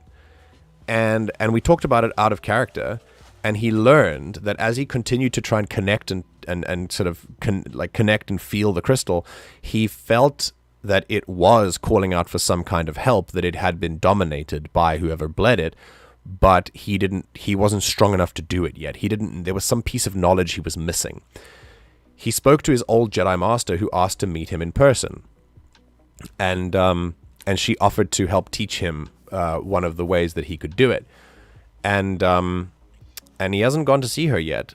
But now that he's kind of teetering on the dark path, I'm going to give him this bit of temptation, because one of the things that he was almost convinced to do by the dark side user in the party is bleed the crystal again instead of purifying it, and dominate it to his will rather than the Sith's will originally. And I mean, you know, that would have been awesome. So he might just be on that way to do it again. Like, Rio is someone who doesn't know who he is. He doesn't know where he fits in the galaxy. And so he's unfortunately very easily influenced by strong, charismatic characters. The dark side person in the party is a very charismatic character, and he has brought Rio through some pretty bad choices in Rio's time in the campaign. And this is going to lead Rio to this has led Rio to where he is now. Not directly, but it's definitely a contributing factor. Is Sethrin trying to corrupt my boy? It's been happening. Yeah. So what color would it go to being re-bled? Redder or more orange? I don't want it to go more red, because that will tip Rio off that it's not going well. I'm going to make it slightly white, but then like slightly red-ish. And maybe I'm wondering, what do you guys think? Because I don't want Rio to believe that he's doing bad. I want Rio to because as soon as Rio sees red, he knows that it's bad. Like, he's engineered against that. So I don't want it to look that way, but obviously it's not a good thing. So maybe do you want me to like read into... Do you want me to feed Duddles' Grey Jedi fantasy and make it grey? Maybe make it a grey saber. Why not? What I could do with it is make it sort of like a slightly orangey. But yeah, Taters, what do you mean? We just... Hello? Get out of my head, please. Yeah, I would say like a slight orangey. I would give Duddles a choice though, because I don't want him to rock with a saber that he doesn't enjoy. But I think... I think since this is a temporary saber, I don't think he's going to stick with this forever. So he might, yeah, make it lightish red would be a good idea. Good morning. Good lightish red would be good. I think, I wanted to kind of, I also wanted to kind of be unstable because it's now been re-bled. So I wanted to give like a Kylo Ren vibe. So as it comes out of the blade, it's like a little bit of a glitch, you know? So yeah. Your pinky shade of yellowy green. I actually didn't think that was that bad. Okay. If he accepts... Oh, as he ponders, he sees his master offering to teach him a technique. But then he sees her, I don't know, twisted into wanting to control him. So I'm speaking from his dark side right now. So everything, as he ponders this in the middle of the battle and the dark side offers him power, he's going to see all of the goodness in his life, but because of the fog of the dark side, he's going to see them through that lens as like, your master's just trying to control you. Like, through Sethran's words, basically. Sethran, he goes back to Sethran, teaching him about the crystal and how his will can be made to be stronger than the Sith. He also sees... Oh, I think those would be the two. Finally, he hears a sound. A resonant sound calling out to him. It reminds him very much of the crystal's core that he holds in his hand, but it is coming from very, very far away. A distant goal or something beckoning him, but it is faint and, I guess, and doesn't really seem like it could help him as much as this would right now. And that's it. And I don't know what he's going to do against this, but if he does resist this, this will be awesome. So I'm hoping that he does.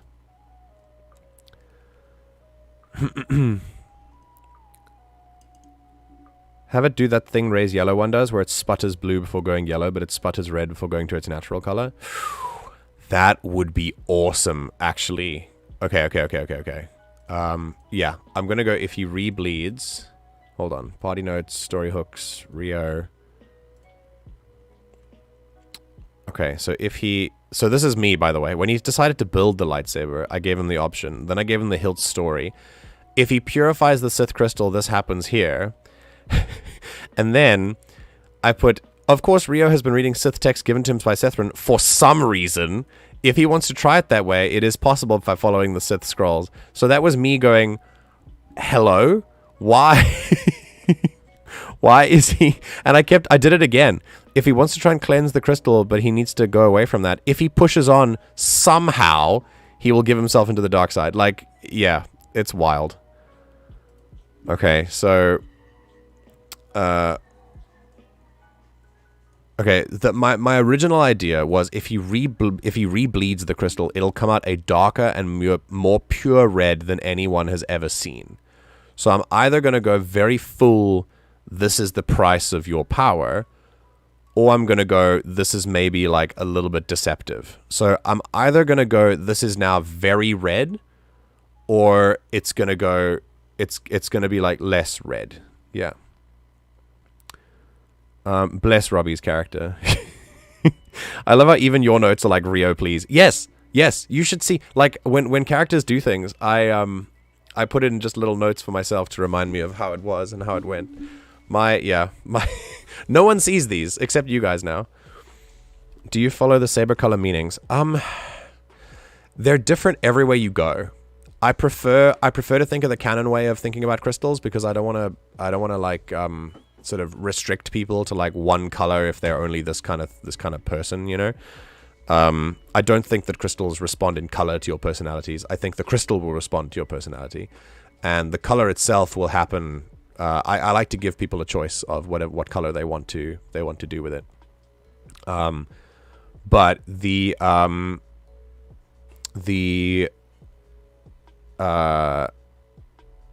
yes, goodbye, Alex. Thank you for your help and for your suggestions, and sleep tight. Purple is not light and dark side though. Even in canon, I mean, out of canon, we know why purple exists because Samuel L. Jackson wanted a different color. But in canon, purple exists because Mace Windu's crystal resonated to him and he chose, or it became purple for him. It's not something that you can choose in canon. I like to give people a choice, but the crystal starts neutral and then changes as you put yourself into it. I don't think purple has ever been. In fact, purple actually in Legends comes from what is called a hurricane crystal, which is what Mace Windu's crystal is. So in Legends, everyone... The fact that Revan has a purple crystal thinks that everyone... It means that everyone says, oh, heard there, Revan is obviously using light and dark, and blue and red makes purple, blah, blah, blah. It's not the reason. And that's not against you, by the way. It's just against some frustrating discourse I've seen online. And people use it to justify Grey Jedi against a character with a character called Revan, who is not even that. Like, it's... Anyway, so what... The reason why things get purple is because of the type of crystal that it is. In Legends, there are different types of crystals. It's not one lightsaber crystal that changes color when you bond to it. It's literally called a different crystal. It's located in a different place. And you... and it's like the for the purple crystal you need what's called a hurricane crystal, which gives you a purple blade, and that's it. That's what determines the color. The other three, they don't. When we talk about blue is the color of the Guardian, green is the Consular, yellow is the Sentinel. That's not like. The reason why that is that way comes from Knights of the Old Republic. It is a way for... hold on, let me just save here and minimize these so I can talk with this background instead. It is a way for the... it's a way for the people in Knights of the Old Republic. It's a way for the Jedi to class where they are. So blue is a Guardian, sort of martial character. Yellow is a Sentinel, sort of martial but also skill-based. And green is a Consular, which is force-based and lore and knowledge-based. The reason why they give you those crystals is they're literally just giving you the crystal. It doesn't start as a neutral crystal and it changes to green. They're just like, here's a green crystal, you know? So it's not something that is bonded to you. It's just, here's a crystal and you can change it out whenever you want, whenever you feel like a new color. I much prefer the canon explanation for it, where the crystal is actually semi-sentient and it connects to you through the Force. And so even though characters may have a lot of lightsabers in their time, they might only have one crystal. And if a crystal is destroyed, that's a giant deal. That's like a huge deal. So yeah, I do prefer the canon explanation. And it was KOTOR gamifying it for sure, Fly, 100%. The same way that KOTOR lets you use dark side powers while also being a light side user. It's just a game. It's a video game. Please don't create an ideology from it. Oh my god. Star Wars fans, what are you doing? Stop, please. Alright, have you considered an in-between stage where it starts deceptive and then becomes that deep, deep red? I haven't, but now I have. Thank you for swiftly combining everything that we've been talking about. If he rebleeds the crystal. Oh. God damn it. I have like... Hold on. If he rebleeds the crystal, it will come out slowly, however. It will grow darker and more pure red than any I've ever seen. If Rio continues to use it. Okay. If he rebleeds the crystal, it will come out a pale gray, I'll say. Like a pale white. When the saber is activated, there is a flash of crimson before the white arrives, and the blade itself is unstable a la Kylo Ren. Because he's bleeding an already bled crystal, and I don't think that's ever happened before, so that should be fun. Okay. Yeah, so that's it. Very cool. Very cool. Some of the books my kid has say purple is supposed to be uses some dark side moves. No. No, get them out of that immediately. No. No, no, no, no, no. It comes from the idea that Mace Windu uses the dark side. Oh my god. Oh my god, please. He uses a technique which allows him to take his opponent's dark side, channel it through himself, and give it back to them. He's not doing anything. He's just a conduit for themselves. It is a light side force technique called Vapad. And it's only Legends as well. It's something that he developed himself, and it's very dangerous because it requires you to accept someone's dark side within you before feeding it back to them. But you're not doing any dark side things yourself. It's not a dark side technique. It is a light side technique. It is a force technique. It's not... God. Mace Windu using dark side moves is like... It's the same... The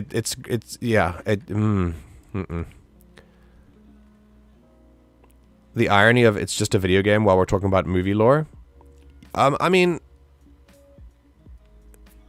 What do you mean? Like, as in, like, it's just a movie? Because we could do that as well, but, like, the game has to do things for you to actually actively take actions within it, right? And back then, a lot of people still felt like this was the case, like it was possible, because people didn't have a better understanding of canon, of, like, how the Force works in canon. George Lucas had this idea from the beginning, though. He knew that once you use the darkness, it will corrupt you. It will start to. The dark side is deceptive and draws you in slowly. Absolutely. Yeah, I would 100%. I don't want to shock Rio into this because then he'll turn away.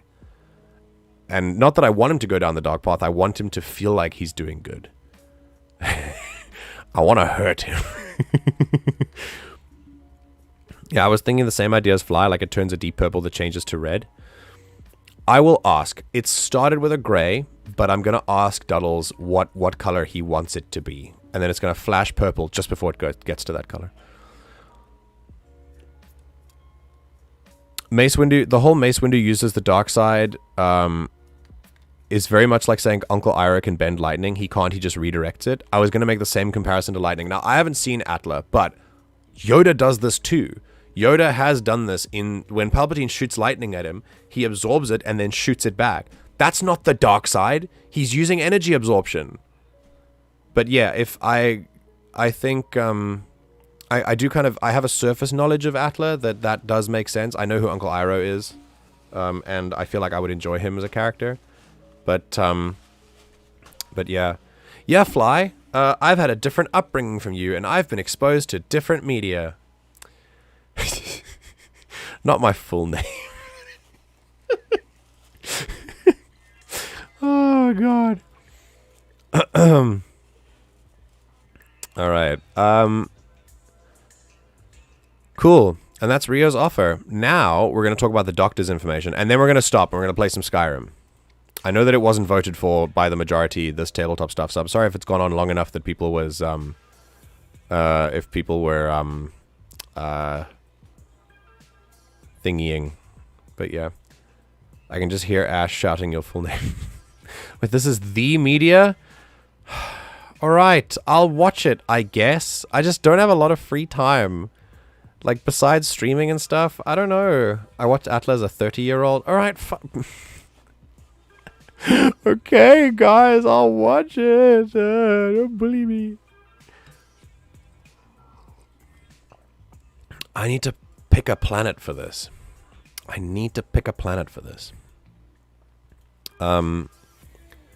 Where does Bryant Bass take things? I would say she's going to give a few options. There are a few places Kane could go for to ask There are a few places Kane could go to find the coordinates. Okay, first of all, I need to look in my lore and information section for where the thing is. Here we go. Project Orion. There we go. Okay. Take me to the take me to the planets they're on. There we go. Corellia, Taris, Manon, Vajun, Nar Shaddaa. Those are the only things that I had so far. I don't want to bring them... I mean, I guess I don't want to bring them back to Nar Shaddaa because they've already been... maybe they can go back, but... I would ask, like... obviously, Corellia is an option, but I don't think I, like, necessarily... Yeah. Corellia is an option... but not wise, since that's the headquarters.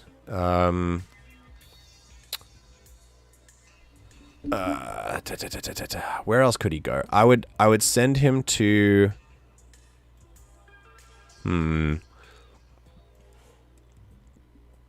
I think I might want to send him to Dantooine. Could be a good one. Or Brental. Brental is good because... Brental is a place where... because it's connected to someone else's story. And they want to do that next. So it would help Kane as well. Brental is a place where a lot of trade deals and transactions go down. There's... I would say... They're not really open on Korriban, so...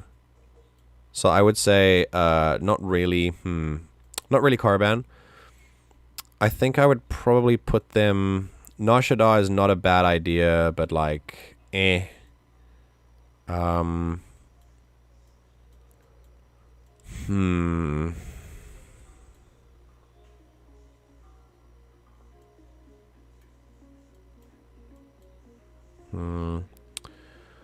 mean, they could go to Coruscant.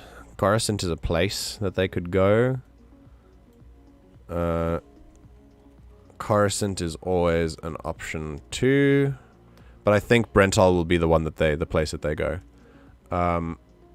When Kane arrives, or while Kane is doing his searching, he should look around for people asking. Basically, the code phrase. The code phrase for Kane is that his consciousness is conditional. Like, that's the code phrase that turns him against people. So someone will come up to him and say, "Your consciousness is conditional," and then he defaults. So it's like I think that might be something that he could look for. He should look around for people.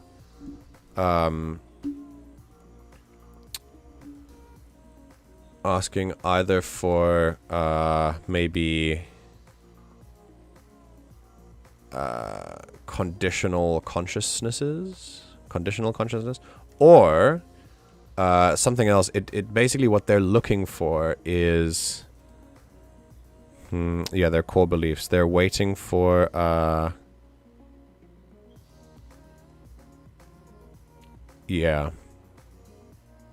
I think. Oh God, please, no, thank you. Okay, go away. Right. I'm thinking...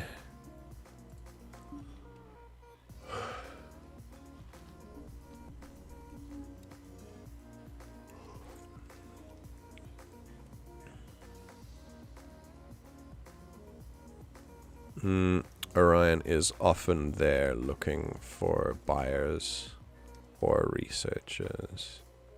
Or research, I guess. Right, while Kane is doing that searching, he should look for people asking for conditional consciousness, or...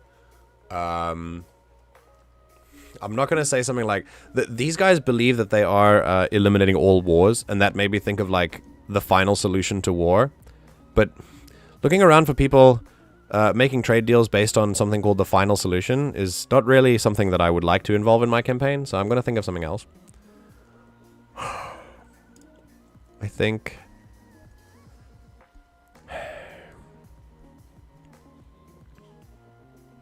It's about like... Huh.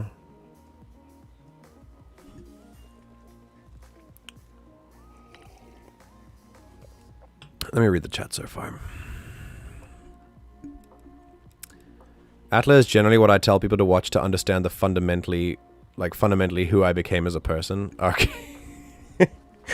All right. I know that it's affected people a lot. Like, I'm aware of how it's gone. Gonna make that slightly... Yeah, I'm just gonna put it across the screen because I know it blocks out my own face. So a lot of things that I've been talking about have been, like, gone away, but...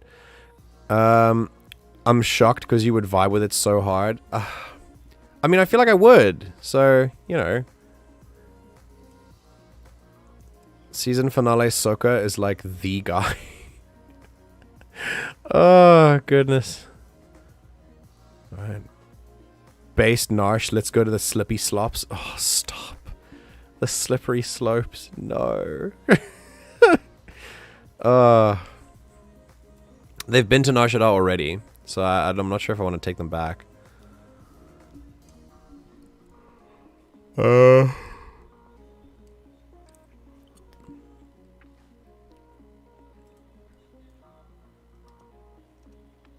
For bases, they have underground. Corellia is an option, but not wise since that's the headquarters. I'll put in Narshada as like just a thing. Narshada is where a lot of their research can be done with less impunity, with more impunity. But the thing is, if I throw Narshada in there, then it'll feel frustrating because they were there searching. So it's fine. While Kane is doing his searching, you should look around for people asking for either conditional consciousness or something else. Something else. Not a war to end all wars, but like, I don't know. Or very special droids, something along those lines. Cool. And that's it. She will also try to persuade him or try to tell him that he's wrong about the project. He's an unfortunate result, or he's an unfortunate like mistrial, I guess, or an unfortunate mistake, but a necessary step on the way to what they're trying to do, and he can be a part of it if he wants. He can help. I know he's not going to take that bait. Kane is not as corruptible as Duddles, but we'll see. And I think we're done. I think we're done for tonight. So that's all of my stuff. Don't you diss the slippery slopes? The slippery slopes are why you know me. No, I knew you from D&D. I met you. I must have met you like by accident in Tor, but I knew you as a person in D&D. Like when Ollie brought me in all those years ago. Wasn't I don't think it was the slippery slopes, and even then, no. God. The Slippery Slopes is the place in Swator where I listened to all 10 hours of Bacon Pancakes New York remix while role-playing till 5 in the morning.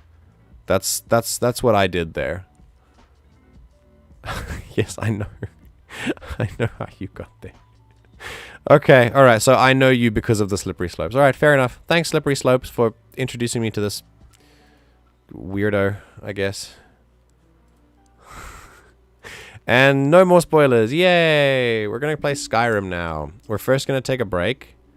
And it put me on a path that directly led to me playing D&D with you. See, I'm not so sure if I should be thanking the Slippery Slopes then. Considering all the consequences that have arisen from that, you know? Like, I don't know.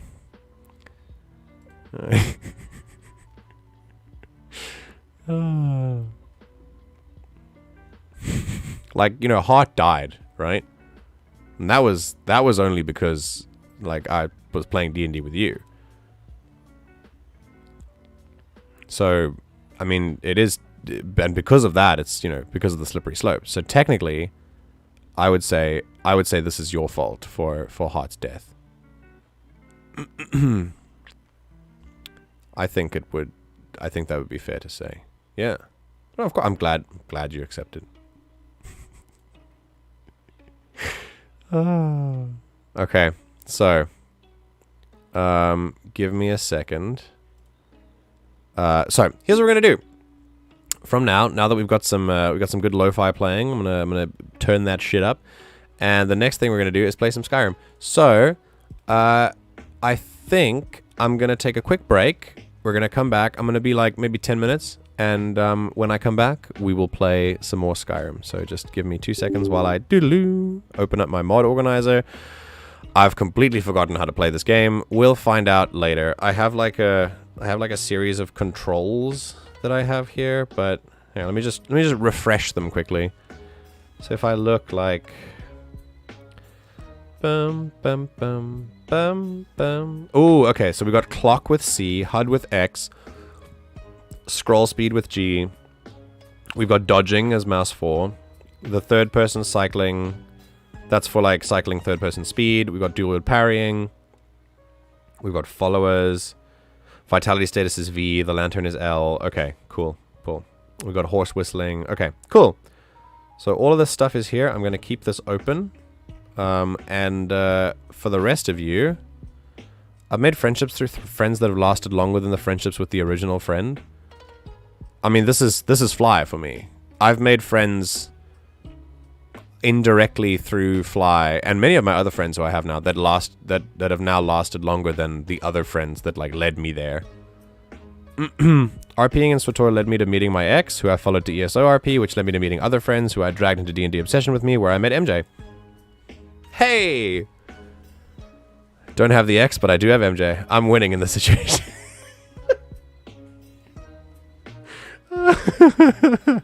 That's true. I would consider, I mean, I don't consider myself a win inherently, but I would say I'm like a net positive compared to a monster. I don't know. Maybe. Feel free to disagree. Yeah, I feel like I'm like marginally better. Maybe not enough to break even, but you know, it's better. Better doesn't always mean good, but you know, a net win still kind of a win, you know.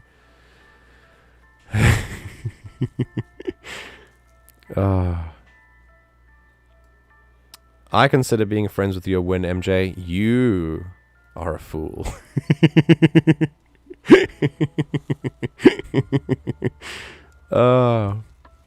You know someone sucks when MJ dunks on them. I'm not. I'm describing them. I'm not insulting them. I've got some friends on Discord who I've known for like 6 years now, but the guy who dragged on Discord to roleplay I stopped talking to by the end of the school year. Yeah, it happens. It happens. I have to say, like, it's like roleplay takes you, roleplay connects you to people, right? Yeah. Wait, so Tater, am I now the fool who follows? I don't understand. If you're the fool, am I the fool who follows? But you're friends with me, so what is the... I'm confused. I'm also confused by why the chat box should be up in the top left corner and it's not, which irritates me. But yeah, thanks guys. I think you're all great, and I love being friends with you. To be fair, dude broke a rule of the server day one. I may have also been the one who told an admin. You're a snitch. Man. You know that snitches get stitches. Stitches of laughter when the schadenfreude happens to the person that they snitched on.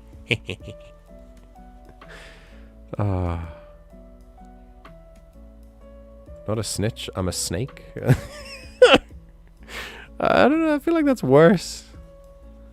Okay, right. We're gonna play some Skyrim. We're gonna get there eventually. And for now, I'd like you to give me just maybe 5 to 10 minutes. Don't go away. It is now 13:25. Let's have a break with this lovely lo-fi music, and I'll be back in about 10 minutes. Go get yourself some water. If you don't have water, go get yourself some water, and I'll see you guys in a little bit. Take care. Goodbye. Goodbye. Goodbye. Goodbye. Goodbye. Goodbye.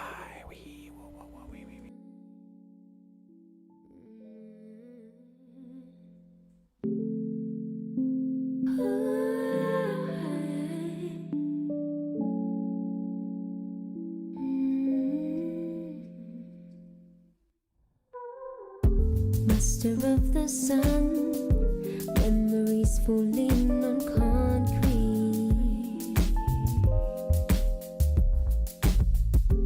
leaving all behind. Now you swear to be my enemy, victim of your cards. I'm running in the dark, I venture into nothing. Gone into the night, won't you come and hold my hand?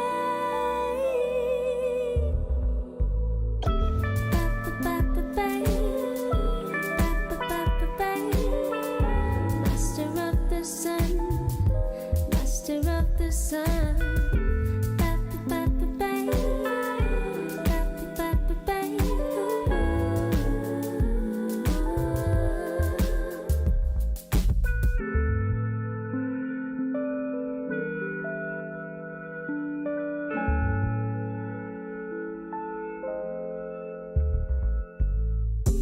Master of the sun, memories falling on concrete,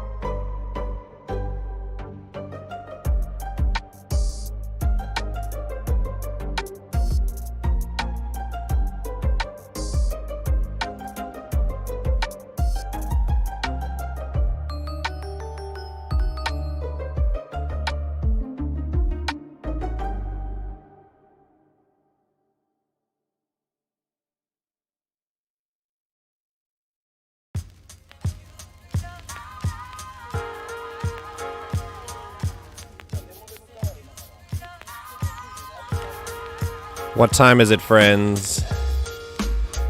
Wait, hold on. That wasn't right. Hang on.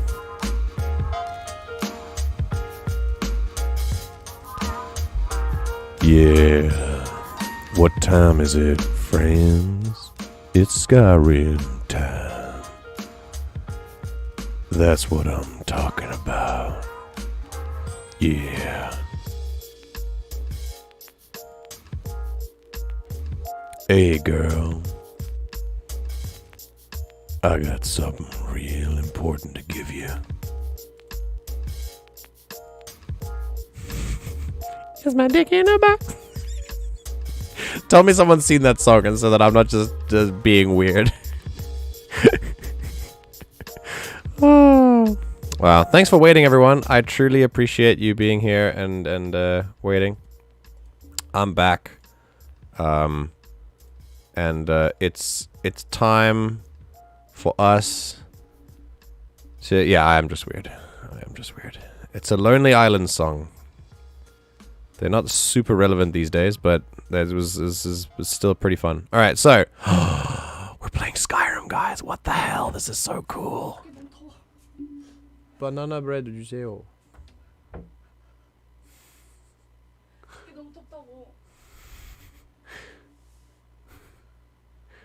She comes in here to escape the heat of the rest of the house. The rest of the house sits at a really nice, like, 29 degrees. And here it's like a balmy 22, 23. So I'm quite happy to have this place be the room with the aircon. Look, I said I know I'm being weird. I just thought I would like be weird and you'd know why, you know? Okay. Well, here we go. Shut up, Fly. Shut up. Go away. I'm gonna put my mic in front of my face. Now you can't see what I look like. Now it's just a mouth with a black void where my mouth should be. This is what it's gonna be. Go away. I refute this. Okay. Alright, let me put my chat on YouTube. Here we go. Alright, I think I just Fly and Taters at this point. Y'all are gonna see some Skyrim. Fly hasn't seen this guy yet. Yo, this is gonna be cool. I can see the light glaring off of your pasty skin. What the fuck? That's mean. That's so mean. Oh my god. Why? Oh my god. And you said glaring in caps. That's not what. Oh, jeez. I don't expect to be attacked today. My blushy cheeks are fine. I blush at the drop of a hat. Jeez. My Fly, calm down.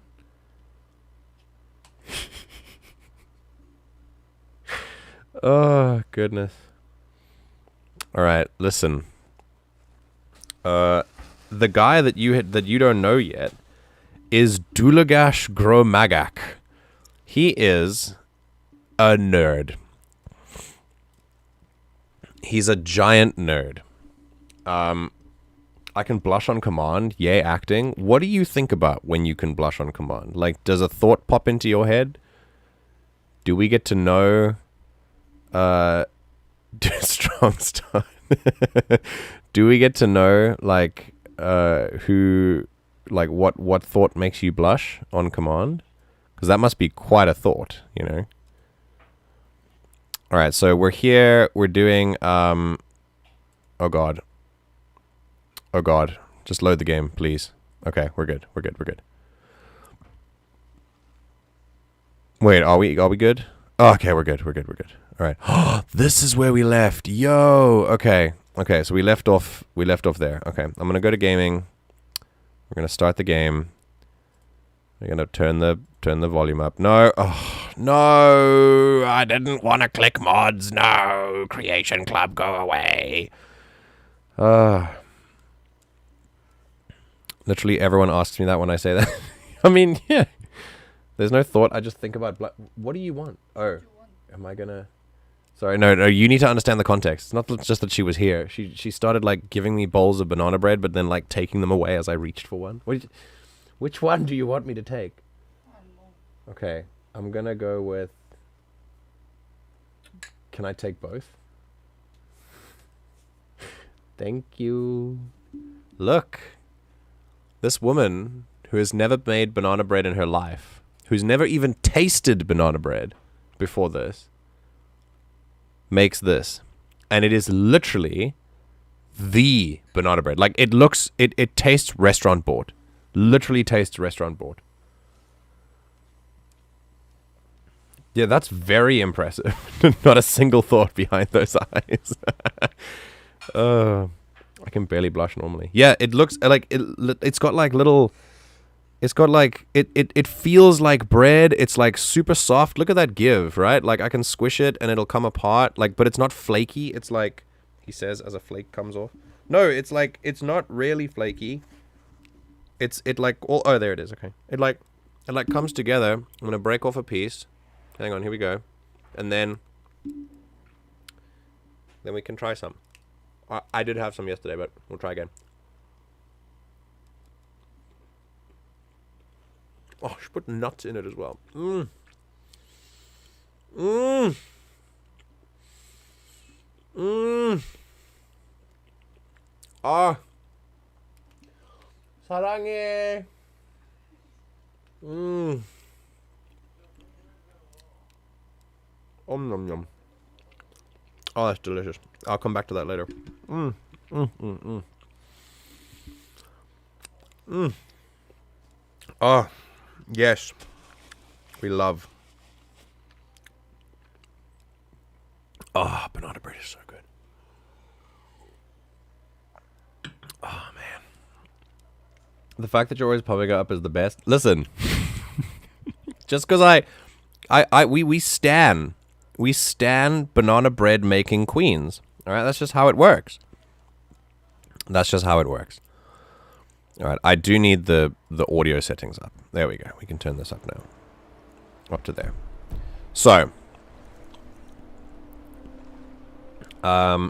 it looks like it has a good crumb, and the density seems from visual inspection to be top tier. As someone who's been baking banana bread since childhood, bruh, this is like I'm saying this is like first time banana bread, and it tastes like restaurant, like my mom's banana bread, and she's also been baking banana bread for like years. Wow.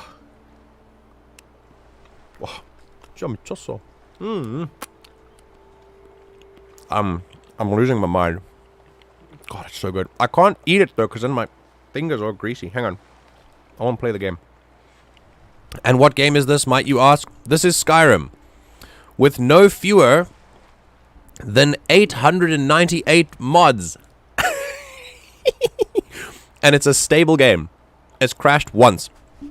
And the only reason that it's the reason for the crash has been eliminated because it's a quest-related crash, and I just did the quest. Or I triggered that part. So that's it. That's the only time that it's crashed. And it's it took me about a month to like fully mod and test and make sure that it was okay, because I modded for the stream. Like, this is a stream series. It's just been gone for a while because we played Jedi Survivor. Welcome to Dulugash. Dulugash Gromagak is an orc from the province of Cyrodiil. He came from the town of Cheydinhall, I think. We made him from Cheydinhall.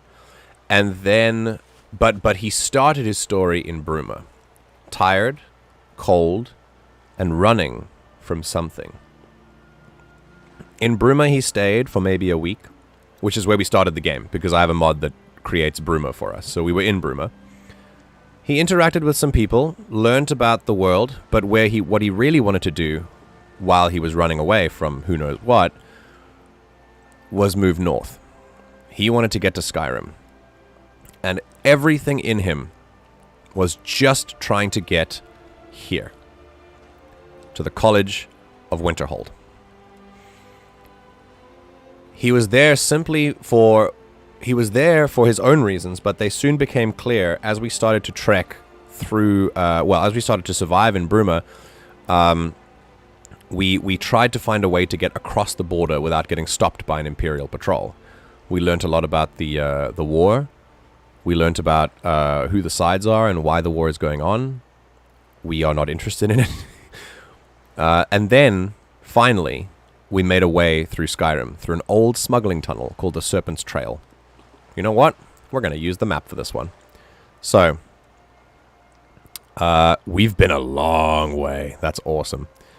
Through Serpent's Trail, Dulugash finally made it into the land of Skyrim, braving the elements, creatures, smugglers, bandits, and including a group of thugs. A group of hugs? Oh, that would have been great. A group of thugs that were hired to teach him a lesson after he'd been stealing because he was hungry. Dulugash then made his way along the coast, along the sort of mountain coast. He found his way to a strange tower that he couldn't get into, and a strange statue, and then turned around and made it through the frozen wastes, surviving until he got to a cabin. While he was there, the person who was there, her name was Angie, she taught him how to use a bow. And with that skill, he stayed with her for a night before making his way through. He moved on, passed through into Falkreath, his first visit in one of the holds of Skyrim.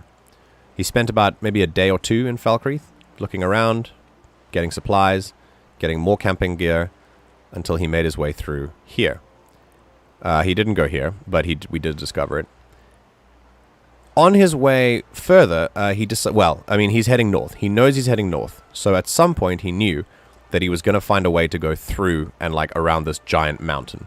He doesn't really know a lot about Skyrim, but he's here. He found a place called Pine Watch, which was a ruined kind of estate house that looked like it'd seen better days. But underneath Pine Watch was an entire network of bandits that he was not ready to fight. And so he gave up and made his way through.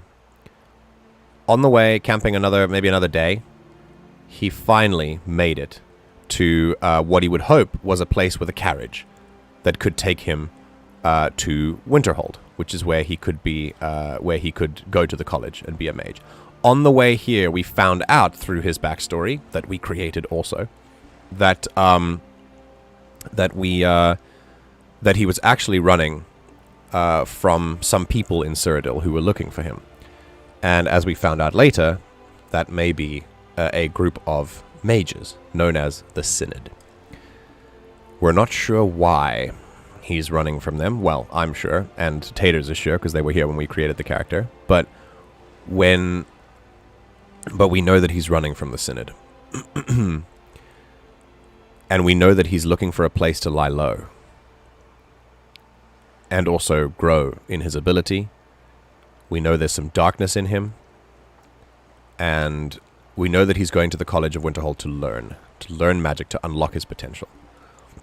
Away from the influence of the Synod. Because as he learned, from the tales that the college talks about, the Synod has no influence in Skyrim. And so, thinking that he would find a carriage, he moved to the town of Helgen. Whereupon he was greeted with a horrific sight. A dragon had attacked the city, leaving it completely battered and broken beyond repair. Oh god, there was a whole road I could have taken there. Jeez, oh well. Oh no, it's a river, it's not a road. Never mind. Oh no, it's a path. It's a path, it's a road. Man, I really went the long way around, didn't I? At Helgen, he stayed a night. And while he was here, the fact that a dragon attacked gave him enough of an academic interest that he pursued. And he went through the underground of Helgen, found through the sewers, and discovered a Nord that needed rescuing. This Nord thanked him for the rescue and took him through the north and led him to a place called Riverwood.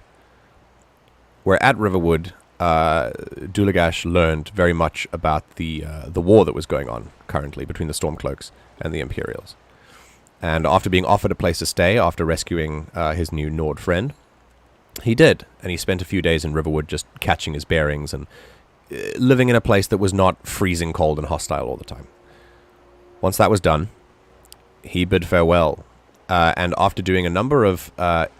after wanting to go on straight to Winterhold, the Nord friend asked a favor of him, that he would go to Whiterun and deliver news that a dragon had attacked Helgen.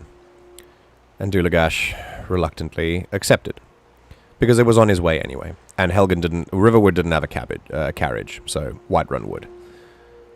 While he was still in Riverwood before he left, he saw that one of the vendors had a magic robe that had just come in, that resonated with such power, which made all of my apprentice-level spells cost no magicka, like no word of a lie, legitimately.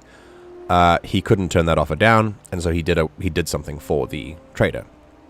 He went to Bleak Falls Barrow and retrieved a Dragonstone tablet. While he was there, however, he encountered a wall of draconic speech that he only really knew from magic books, but couldn't really read it until he grew closer. He heard voices, whispering, and he could suddenly understand the word. Freaked out by this, but academically interested, he moved back to Riverwood and decided, that's not something I'm going to deal with now. We're going to the college. We cannot get distracted.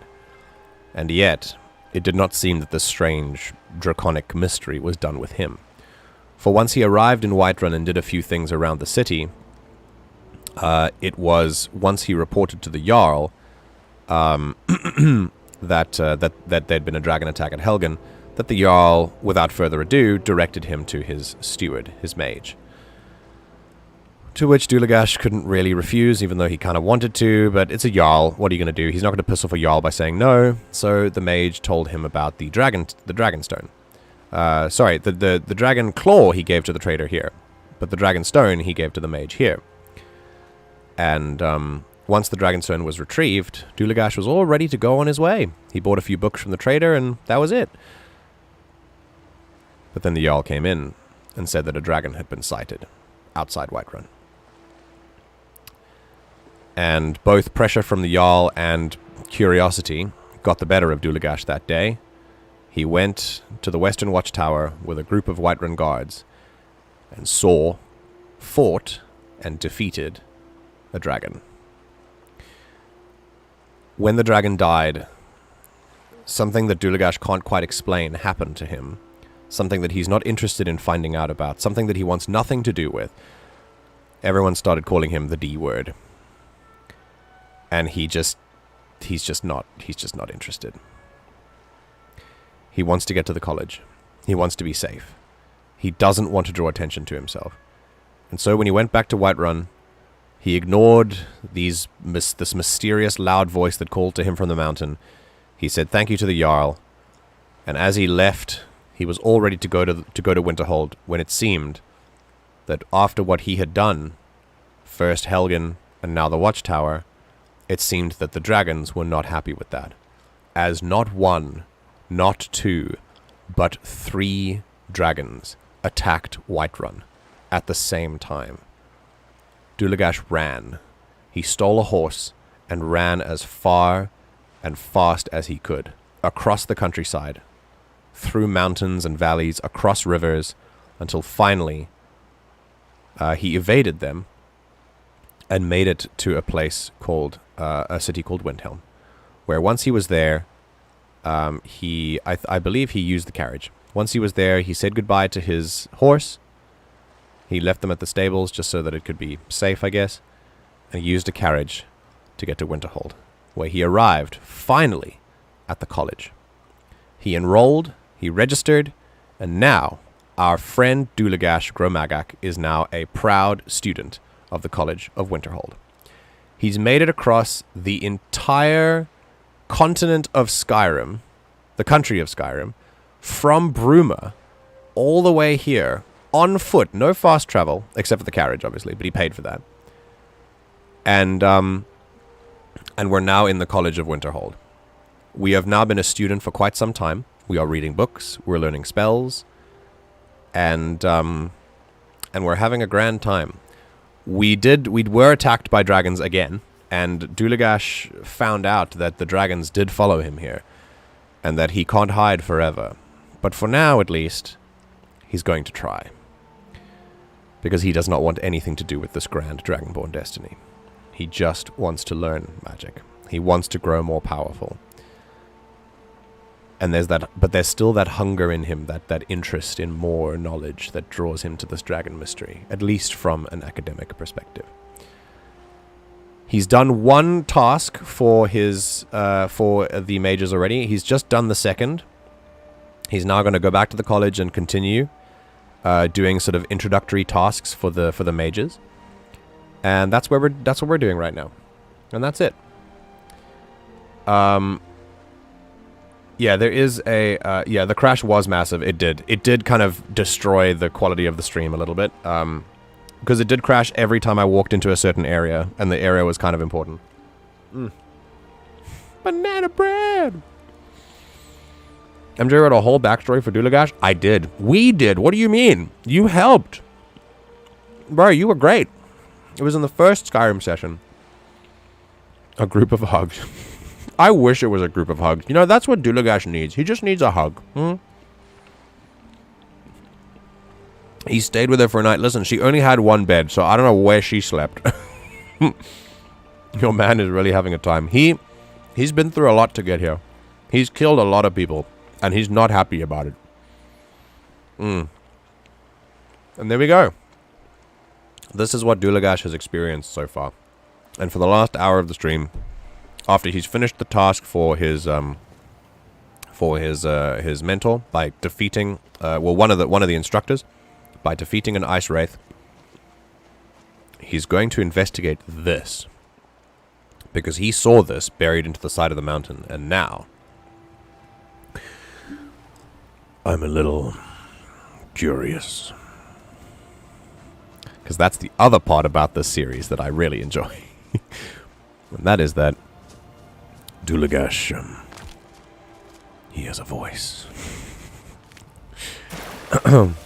God, that's cold.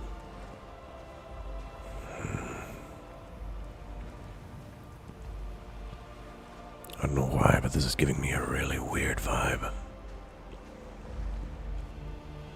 Oh, shit.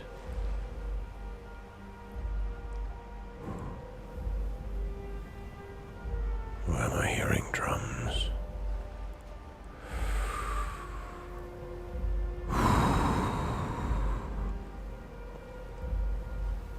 Hang on. The knife. Something fetal almost. I remember that hand from a book somewhere, but I'm not sure.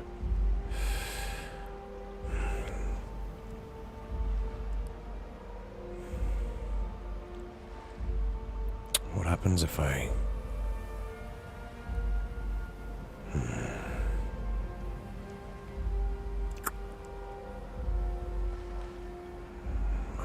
I don't really know if I'm ready for this. But it's getting cold outside, so... What is the greatest hate?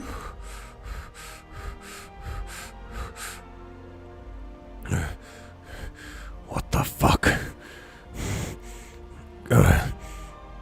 Oh. Yeah. No. Oh, that... Yeah, we're heading back. I'm not touching that door. Oh, fuck that. Alright.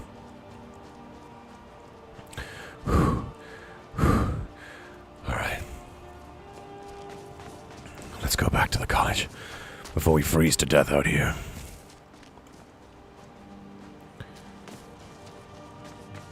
Is that a wolf pup? God, I forgot what spells we had here. We'll figure them out later. He's actually picked up a few. What has he got now? There's Bound Sword. He's good at Conjuration. Oh, we did Firebolt. Okay, cool. That's awesome. Hey, get back. Yeah. He wouldn't usually do that, but Dulugash has been through some stuff.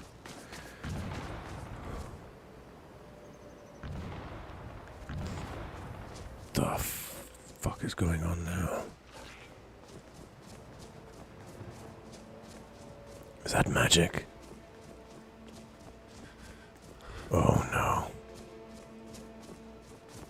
Come on. Let's go, let's go, let's go. We're not far off. We're not far off. Oh, it's a... Oh, nope, not happening. Let's go. Let's go, go, go, go, go. We're going, we're going, we're going. Just get to the... Oh no, what are these? Oh no. That's Reeklings. We could die here. I eventually... So, in this run... Oh, it's here, it's here, it's here. Okay, we're good, we're good, we're good. We're going, we're going, we're going. Come on, come on, come on. Just back to the college. Why is the Skyrim wilderness so fucking hard to live in? I think we're okay. I don't think the Reeklings will follow us. Okay, we're back.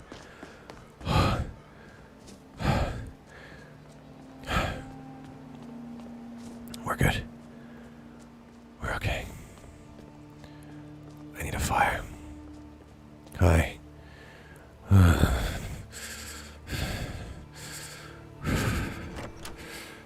Let's go. Come on in.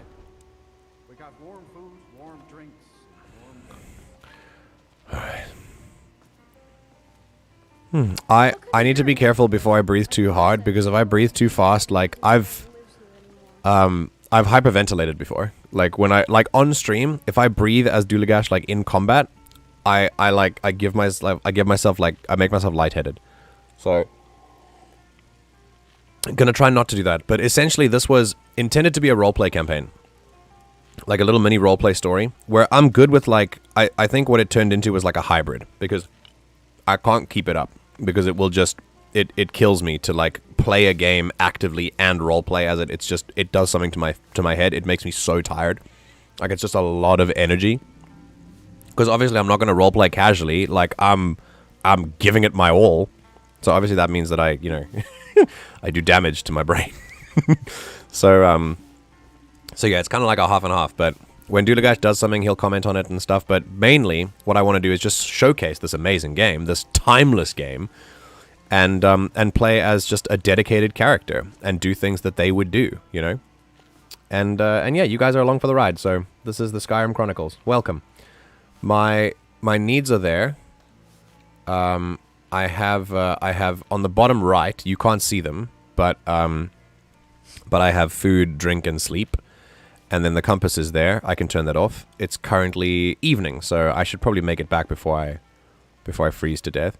And my vitality is here. I'm 11% satisfied, 16% well rested, and 13%. So I'm good. As it gets, as the number gets higher, that gets worse. But yeah, mainly right now what I'm doing. may not look impressive, but it has a very rich history. But what I am doing is showcasing the mods that I have. All 898 of them. So pretty much almost everything you see here right now is modded. The snow effects on the trees, modded. The texture packs on all the barrels, modded. The field of view effect that's happening right now, it's a mod. The look of the plants is a mod. This is quite a bad mod because I'm using the blended roads mod with snow retextures, so it kind of creates a sort of clipping effect, but I don't really mind that much. The signs blowing in the wind, a mod. The textures of the buildings, mod. The fact that there's still a castle up there to go and explore when in the base game you didn't have any of that. It's a mod. Dialogue lines are mods. There's a combat overhaul mod. There's a magic overhaul mod. All these things. So yeah, it's basically just a showcase. I've created Dulugash right now to be a mage, but what he is really is he's just one of many characters that I would like to create in this run. So yeah. This is absolutely when I would enter the Elder Scrolls stuff with the Dark Brotherhood. Ooh, maybe I could. I think my next character could be a Dark Brotherhood assassin for sure. Don't be afraid, Dulugash. Don't you want a family? No, I don't think he wants that family. All right. So, he's tired. This is a map of the Winterhold of the thing, the college. Restoration is a perfectly valid school of magic, and don't let anyone tell you otherwise. Yeah, well, first I've got to go and find my tutor before I go to bed. Worked out fine for my character. I don't know what you mean. What do you... Yeah, fine. I'm sure it was fine. Oh, that's a bit dark. Hold on. Are you here? Yeah. Alright. I don't even remember what I was supposed to be doing. Hang on. Oh. Wait a minute. Why? Why is the lantern not going on? Is it because I didn't equip it, maybe? It's a test of ice and fire. Not a song, a test. Oh, I took care of the ice wraith. Okay.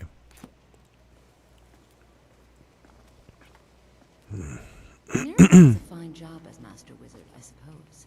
Still, there's always room for improvement. I can't wait to see who succeeds Mirabelle. I've no doubt she'll be promoted to Archmage at some point. Really, you're thinking a little bit ahead, right? Anyway, I killed the ice wraith. You didn't tell me it was going to be an ice wraith, but I killed it. Fire was pretty good against it, so I guess you taught me the right spell. Excellent. Well done indeed. The Fireball spell is useful to any mage. Wield it faithfully, and few can withstand you. But Thanks. always remember, focusing solely on flame spells will make them more powerful, of course. But you may find yourself at a disadvantage against foes immune to fire. Choosing the right element can be a big advantage. I've had that experience a few times. I'll keep that in mind. Fucking... Ah, there we go. Now, I've got all sorts of errands to run. See you around. Thank you. All right. Certainly a few of my colleagues aren't quite as talented as they'd like to believe. It's time to sleep. Unfortunately, days go by very fast. So we can't take too much time like role-playing, otherwise we're going to waste the whole day just role-playing. But yeah, we're going to go to my house. And, you cannot sense the outside weather, you're getting colder. I mean, you know. And here we go. Dulugash, Gromagak's quarters. Yeah, what's up? This is my house. This is my house. Yay. I think what I'm going to do is turn the light off a little bit and put on a warm light because it's actually like... I actually can't see anything right now, so... Yeah, that's much better. Just a second. Okay, yeah, we're still good. Cool. We've got some spell tomes and stuff. This is just all of his stuff that he's collected so far. And, is there anything else that he can give away right now? No, just... He's got some food, but he's got to eat that. Ah, he got the ice wraith teeth. Where do I put my ingredients again? I kind of forgot. Let's see. Oh, it's in here. Okay. Alright, you go in there. Alright, what else did he pick up? All of these are mod books, so... Ah! We've done this. We have Firebolt, we have Lightning Bolt, and I think... Did we get Wither? Did we read? Did we have Wither now? Yeah, we do. Okay. So, what we really need... I think we have Lightning Bolt as well. Yeah, we do. Okay. So, what I think we need now is to put these spell tomes back. Okay. And... Yeah, I'm going to put them here. You can place 10 more books on the shelf. Hell yeah. Gonna put these 3 books there. Ignore. Yeah, go away. There we go. 3 books, and they're safe. Lovely. And now... We're gonna learn Bask. Bask, really. Exposure is reduced by 22 for 30 seconds, and this is basically a time where I can stave off freezing to death on the outside, because that is a big deal here. Can you mod the days longer? Yes, but it breaks a lot because there are so many quests in Skyrim that are time sensitive and like time dependent. Weather mods also work with times of day and like times of the year as well that are hard coded into the game. It breaks a lot. I already tried that. Unfortunately, you can slow down time, or even speed it up. But things will happen later along the lines that are like not good. All right, it's going to take me 8 hours to learn this spell. I'm going to spend 2 hours now in the evening. We're going to do some studying. And by now we should be okay. It's what's my thing? 22, 25, 26. We're good. We're good still.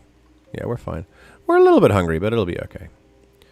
All right, for now, I guess Dulugash needs to wash up and go to bed. So, and I wasn't kidding, by the way. Novice spells cost no magicka. Like, it's insane.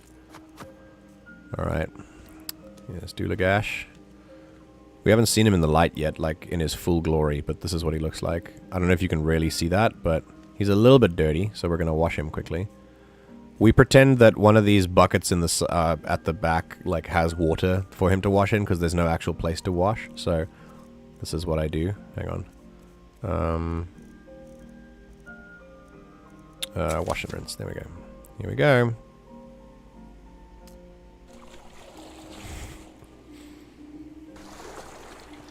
Literally being dirty, like, and like covered in blood is a thing. It like gives you modifiers that like people treat you less and better and whatever.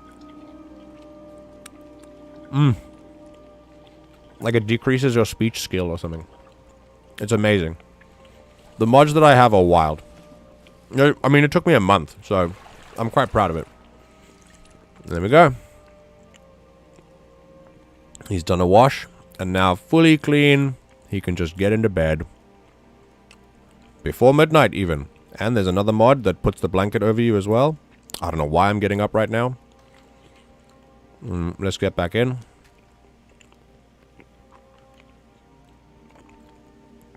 There's a mod that puts the blanket over you, which is really awesome.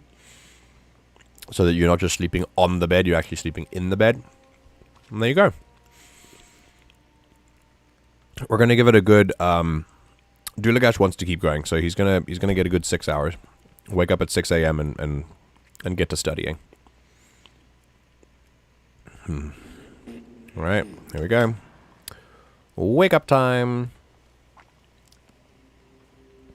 Okay. All right, let's put on all the stuff without his hood. I think we'll just keep him hoodless for now. So you can see what he looks like. Yay! Wait, hang on. Close the door. Skyrim could not be more different from elsewhere. And that's what he looks like. Magic is the same no matter where. He's a very young orc, and he's not like built thick, you know. He's very young and skinny, and that's informed a lot of his attitudes, especially towards other orcs. All right. Good to see you. I've completed a few lessons. Can you maybe direct me towards any more? Yes? How can I help you? Yeah,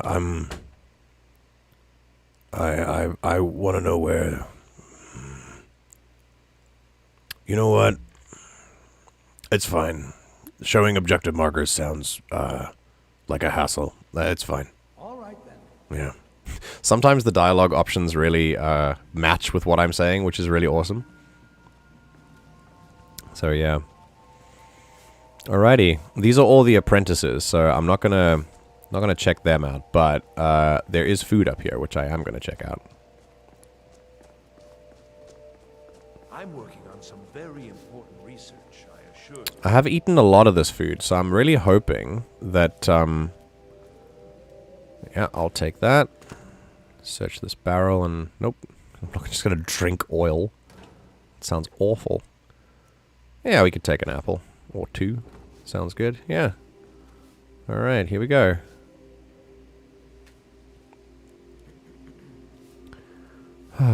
It's just a chill life, you know. This is what I want this portion of the stream to be like. This type of story is just chill. That's what I want it to be.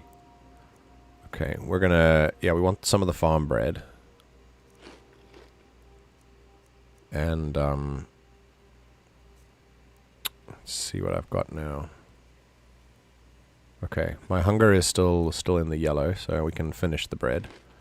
We can add an apple to that. Just eat 2 apples. Yeah, I'm good. And then we need to drink some water. So, yeah, let's grab that. Slice of life, yeah, yeah. Before we get into, you know, the horror that is the rest of Skyrim. We good? Yeah, we're good. Okay. And then I think the college is due for a change in leadership. sheesh. People really be out here like telling me all their wishes, you know, like everyone is dumping their opinions on me like I care. Okay. Gimme. Hey, new cooking perk. Hell yeah. Do I have a water skin now? Wait a minute.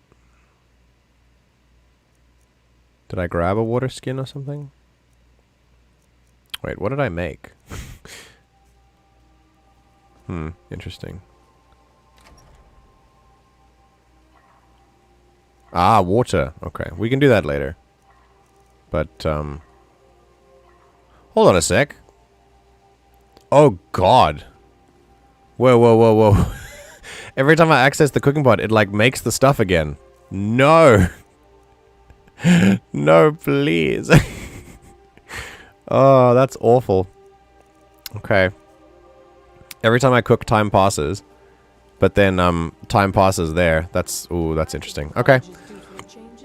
Alright, we're gonna... I'm working on some very important research, I assure you. Yeah, you've sent me out on your important research. I think I'm gonna, like... Okay, so this is Enthier. Have we done Enthier? This is Arniel Gain. We've done Arniel Gain. Guard quarters. Cool.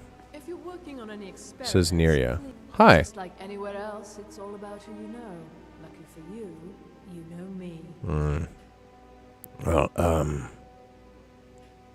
it's nice to meet you. I'm one of the new apprentices. Well, you clearly possess the minimum aptitude required. Congratulations, and welcome to the College of Winterhold. Alright, well... I mean, I guess I must have, otherwise I wouldn't be here. You need any help with anything around the place? You got any lessons for me? Well, I suppose I could use a hand with something, yes. Feralda's working on something, and I want to know what it is. I want her notes. You think you could get them for me without her knowing? You just want me to steal from another colleague? Yes. Yes, it is. You have a problem with that? Look, either you get the notes, or I'll figure out another way to do it. Just come find me if you get your hands on them. You're not telling me anything about these notes. Are you really, you really just want me to steal notes from someone I don't know, and I don't know what the notes are, I don't know you. Alright. Fine.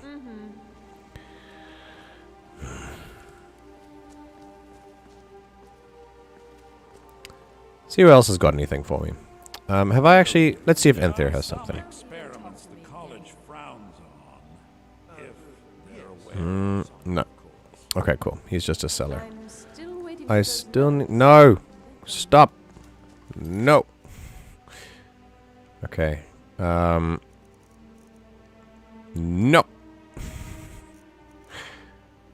We're doing these. Okay. We're going to some... We're going to someone to go and find a... to go find a quest.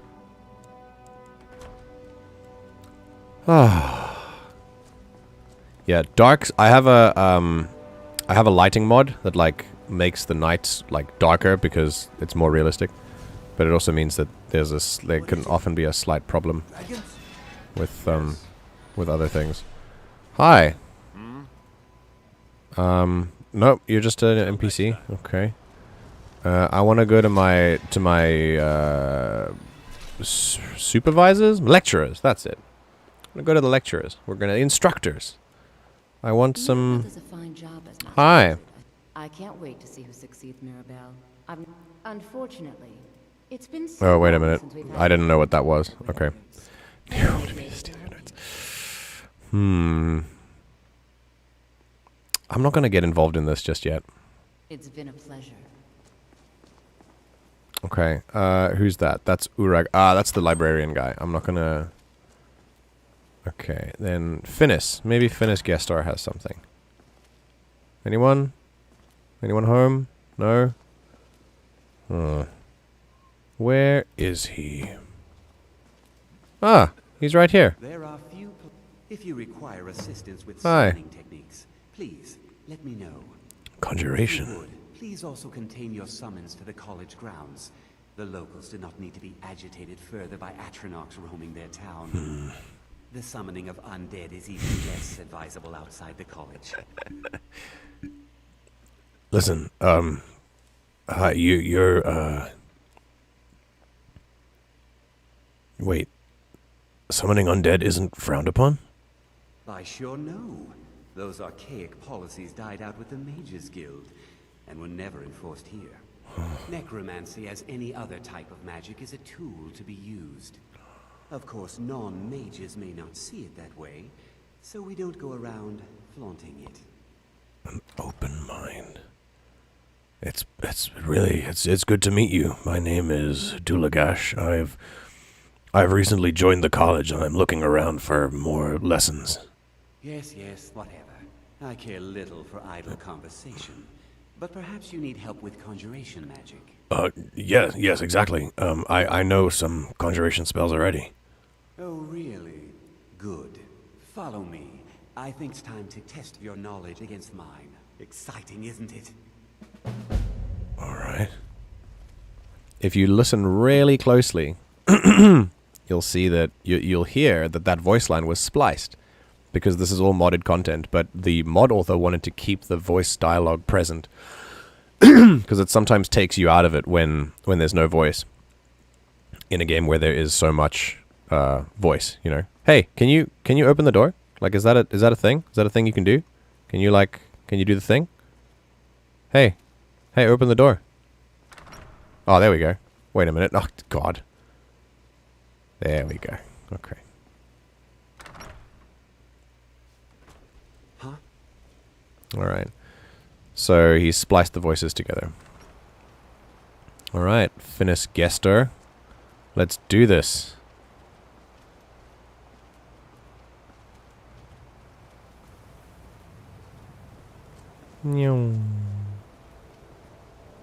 I hate that I'm walking a little bit slower than you. Now, cast the spell. Ooh. Come on. Let's see what you're made of. Alright, let's do it. We can do this. I've got a conjuring one. Yeah, let's go with, yeah. Let's go with, oh, I forgot his name. What's the name of my, familiar? I forgot. Either way. Go, Wolfie. How quickly you've advanced. Most impressive. Well, now is my turn. Watch this. Oh. Wait, what? Wait, what?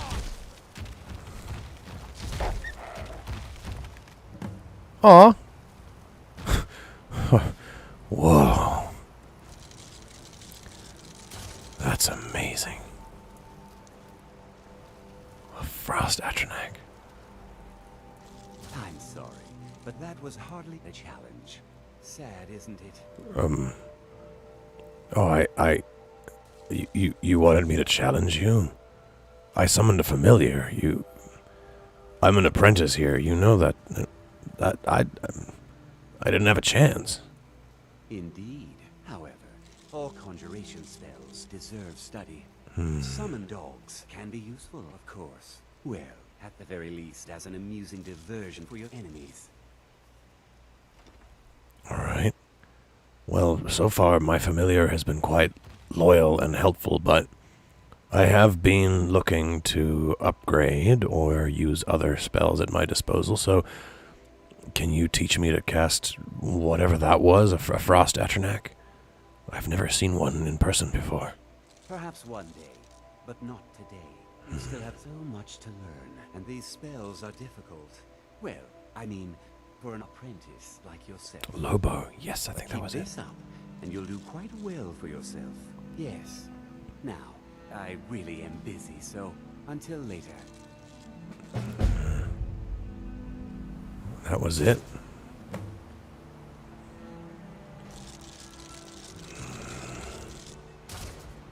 He just gave me a lesson to show me up. Tell me how much I don't know. I don't like him. But that's a pretty good spell. Alright, well, if that's the lesson for today, let's head up and study some books, I guess. We'll head down. Yes?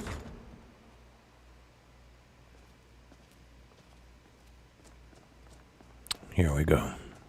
Alright, and this is the area of the college where we shoot things and practice our spells. Yet another mod. And this is where I'm going to be learning from Bask. We've got 6 more hours. Let's do it. Knock out 6 hours. Let's go. Just 6 hours of studying. We got it. Thirsty. Oof. Okay. Studied Bask for 6 hours. And we've known Bask. Yay! We know the spell. Right. Let's see what the spell does. It's probably alteration. No? Oh, it's illusion. It's illusion? That's interesting. Because it makes me think that I'm not like... It makes me think that I'm not exposed. That's awesome. Alright, let's practice. God, it's almost my entire... Okay. Cool. Very cool. Awesome. Okay, so my exposure... Okay, that lasts for a while. Yeah, it's pretty awesome. Alright, now... That's my next spell done. I don't think I have... I don't have another spell to learn, but what I can do now is let's see if I can't create one. Because that's also something we can do. So I think... We gotta drink some water. Because that's... Yep, okay, thirst is fine. We're a little bit hungry, so we're gonna have some sashimi, I guess. Yep, that's awesome. And we're gonna drink it from a mug, apparently. And then I'm gonna learn a thing. We're gonna go into... What is this? Spellcrafting trance. There we go. Right, here we go. So, we're going to write some notes. And I... Okay, what are we looking for? I'm thinking of maybe another conjuration spell. Let's go with a conjuration spell. And then... Yeah, we'll just any conjuration, it'll be fine. Let's write some notes. Did we write some notes?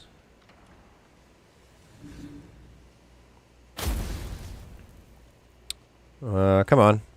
You feel warm. Tell me if I wrote notes. God damn, people are really... Wait, I didn't write any notes? Hold on. I consumed an inkwell. Oh, I do. I did have notes. Spellcrafting notes. Conjuration. Look at that. It's beautiful. I have my own spellcasting notes now. Now, I can take those notes and compose a spell with them. So, that's what I'm going to do. We're going to do a quick save, because we haven't saved in a while. And we're going to do... No, quick saves don't work on mods. No, how dare you. How dare you. Delete this save. No ways. Never, never, never quick save on a mod. Here we go. Boop. God, I remember where I last saved on that. Okay, and then we're going to go back here, and we're going to compose a spell. This time it's going to be conjuration, any, just... I'm not ready for, like, any specifics yet. I'm just good with just any conjuration. But you can click these, and you can go, is it a self-conjuration spell? Is it a fire and forget spell? Or is it a concentration spell? It's just anything. And I think I'm going to go for... I'm still going for novice spells right now. So let's see what happens. Hell yeah! So I removed my notes. I spent an hour on this. And I've learned a spell called Azure Reconstruction. I don't know what that does. We're going to find out. Expend 20 stamina per second to heal a damaged conjured minion 20 points per second. Yo! And it doesn't cost anything because it's a novice spell. So I'm just healing. That's amazing. That's awesome. That's awesome. Okay. So I can actually... Okay, he's summoning Frost Actronax and stuff. So I'm gonna summon my... familiar. And then the right hand. And then in the left hand I'm still gonna have... yeah, we'll go with Treat Wounds next. And for the other one I'm still gonna have the what's-his-face. What's it called again? Azure Reconstruction? Oh, wait. I need to favorite that. There we go. Okay. So we can summon a familiar. And then... heal. Yeah. Oh, familiar resisted Azure Reconstruction. Maybe because it's not... Maybe it's because it's not healed or anything? Let me try hit it with like a... Let me try hit it with a dagger. Hold on. There we go. Okay, let's try. Oh! That's fast. Holy shit. Wait a minute. Wait a minute. Okay, so I think I've got a spell that, like, it's called Consuming Power. There. It gains 75 extra attack damage for 12 seconds, then dies. Okay, I thought it was draining their health. Because if it drained their health, then I would have, like... I could have just kept this going. Oh! No! No!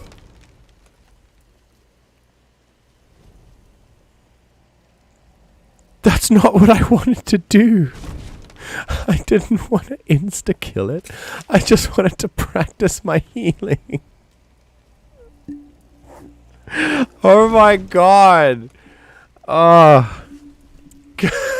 I'm just like, okay, I'm gonna make a little incision, picks up and slaughters, throws on the ground. Jeez. Alright, alright. It's now 8 o'clock, it's time for sleep, and I've learnt a new spell. I've got, like, some new tomes and stuff. I think we're good. We're good so far. Right, I think what I can do is now look for another mage. Oh, nope, nothing to do with him. Want nothing to do with him. I wonder if there is a kind of... I wonder if there's someone here who can teach me. Someone left. Hello? Hi. Nope, just a random mage. That's fine. Okay, I'm looking for the actual scholars. I've done 4 out of 7. Yes, I've got 3 left. 3 quests left. Let's go chat. Oh, hello. Anything I can tell you? No. Till next time. Okay. I think I might want to talk to Tolfdir and just find out where they are, just so that I can quickly go to them, you know? Start with him. Sameth, probably oh, that's a sparring character, yeah. Okay. I'm gonna go find Tolfdir.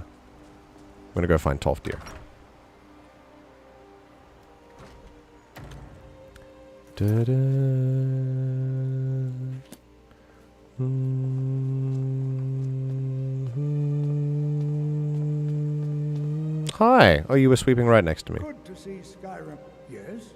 How can I help you? Yeah, show me the objective markers. Of course. I'll be glad to help you. Let's see. There you go. Take care now. It's always Thank you. Alright, we should know where they are now. We're good so far. It's pretty early in the evening. We should be okay. I can go around and go check them out.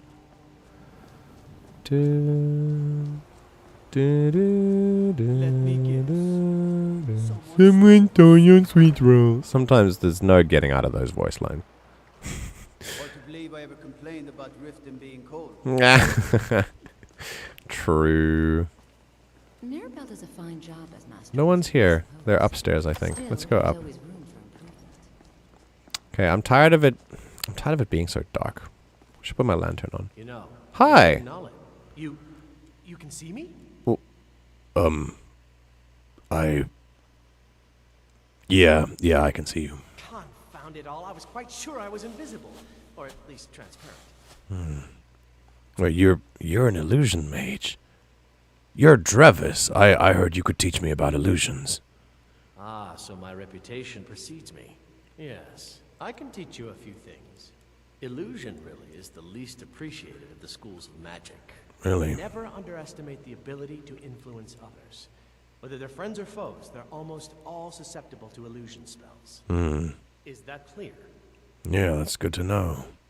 Sounds pretty useful. Can you... I've used a few, but they're very basic and limited. Could you teach me one? Oh, I see. Yes, here. This is for you. Read carefully, all right? All right. Fury. This shouldn't be too bad. Wait a minute. I have this one. Wait. Do I? Why does it say that I've read the book? Interesting. Alright. It's going to take 2 hours to learn the spell. Easy. Let's do it right now. Alright. I'm in a good place to do it, so might as well.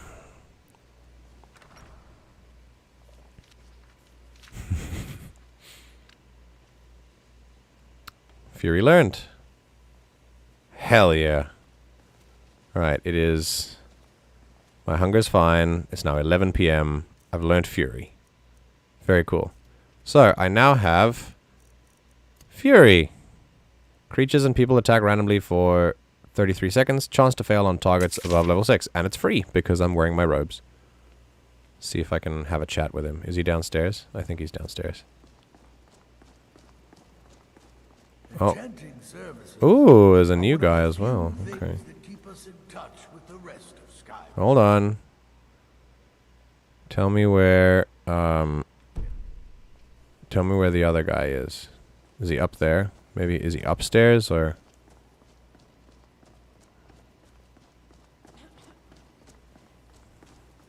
Or Colette. Ah, that's Colette. Okay. No, I'm not going there. We're going here. Local Nords may not like us very much, but they don't seem to mind having access to enchanted weapons and armor. Okay. I'm sure they don't mind. So there's one door behind us, one door in front of us. It's the door over there. Okay. Goodness. Are you upstairs or downstairs? Oh, you're up here. Interesting. Ah, we're going to the Arcanium. You're in the library. Okay.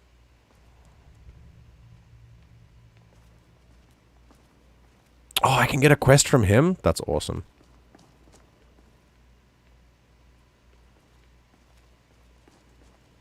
What can I do for you? Nothing right now, thank you. I just would like to know where to find this mage. It's cold out here.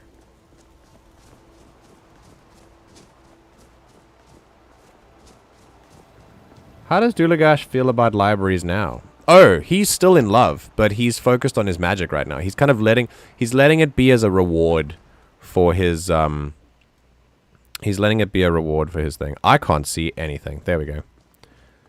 He's letting it be a reward for his work.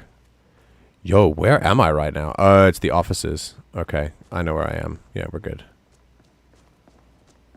Yeah, he's seeing it as a reward. It's now midnight. I should just give up. I'll go to my quarters and sleep and come back in the morning. It'll be fine. Please don't bother the Archmage unless it's Yeah. He wants to go and read, and I think we are going to go and read when we're done here. I'm going to go read books. When I've done all the lessons, Dulugash is going to take a bit of a break. We're going to go to the library and we're going to read. But no. I think he's always had a wonderful connection to books and knowledge, and he came to this college for the library. So he's absolutely enamored. I know what you were thinking of, but he's just absolutely like I said, he's enamored with it completely.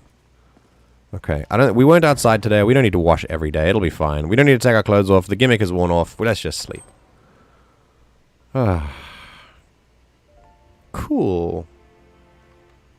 We can rest for another 6. New music, by the way. Modded music. Slightly. That really does feel like it belongs here, to be honest. Right, I'm well rested, but I'm not doing well with food and drink. So let's quickly drink something.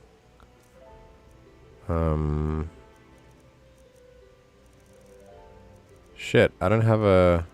Hang on a sec.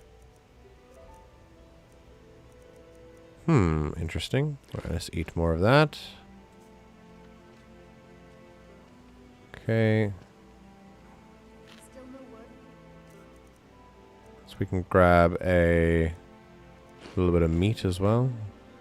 No, and I'm not expecting it. Okay. That must be so nice. I came all the way to Skyrim just to get away from my family's expectations. My family didn't really approve of me coming here at all. Oh, well, that's awkward. Sorry to have brought it up.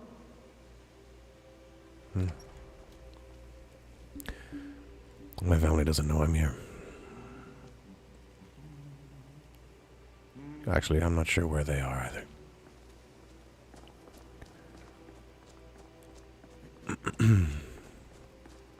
Okay. I need to make a drink, and hopefully it's not gonna mess up my time. But we'll see. Please don't.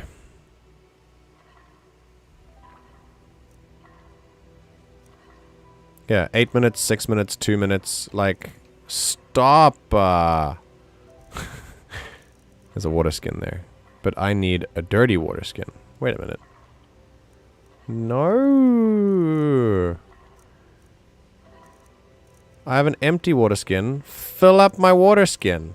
Alright, we'll make some water. It'll be fine. Okay. See what I mean? They give me like a bunch of stuff and then time passes a lot longer than it should. But I have an empty water skin. I should. There, I've got an empty water skin. I should be able to fill that at the cooking station. It's okay. This is what happens with This is what happens with 898 mods, so don't worry about it. This raw salmon fillet is really good, so I'm going to grab those. Okay. Okay, here we go. We've learned the spell. We can actually go back down into my place and put down the book, because that's a thing. And then... Oh, Tolf dear. Hello. This is my room. Thank you very much. Goodbye. Good to see Skyrim. Oi! Wait. Oh, shit. Shit, this is his room. Wait, my room is here. Oh, no. I just walked into a man's room and closed the door on him. Ah, that's great. Okay, so what I'm going to do now is equip my lantern because I have to use the light here. Much better. I really want to put that down on the desk. So we're going to just and move that. Drink. Okay, it's not really that like good, but we'll keep it there. And then I've got grave tar that I just grabbed, which I don't really want to dropping. Where are you? Ah, there.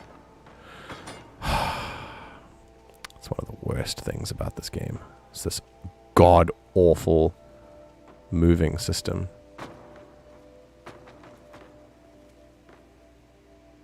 No, you prick. There we go.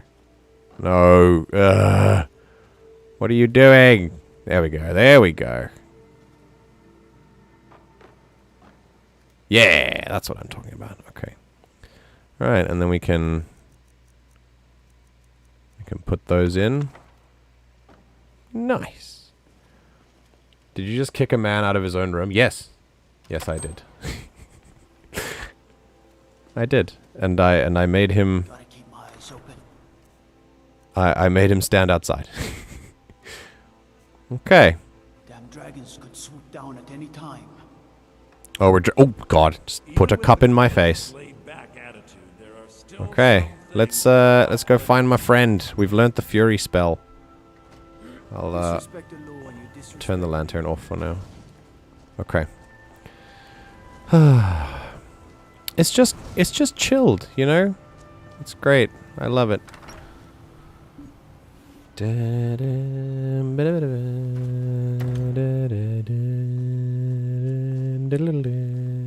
we're going upstairs for this guy.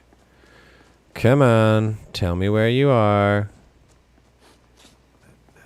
Hello. Oh, you're still sleeping? Wait, that's Sergius. Wait a minute. Where's the other guy? That's Colette. Sergius. Othorn. I'm looking for, Drellis. Was it Drellis? Just generic dark elf. Drevis. There we go. Oh, he's sleeping. And he's not tagged anymore. Okay. Alright, well, I mean... Oh, it's because I'm a moron. There we go. Alright, hi. Huh? This is very Dulugash, by the way. Hi. I studied the tome. I can cast the spell now. Excellent. Well done. But there is always more to learn, of course. I just woke him up. I want to test it. Do you have any suggestions? Now that I think on it, skeevers, perfect target. Your assistants would be most useful. Just what you'd learned. But be careful. They're faster than you think. Clear the filthy skeeverden. With magic at your side, you'll have nothing to fear. Alright. Hunting skeevers, I guess.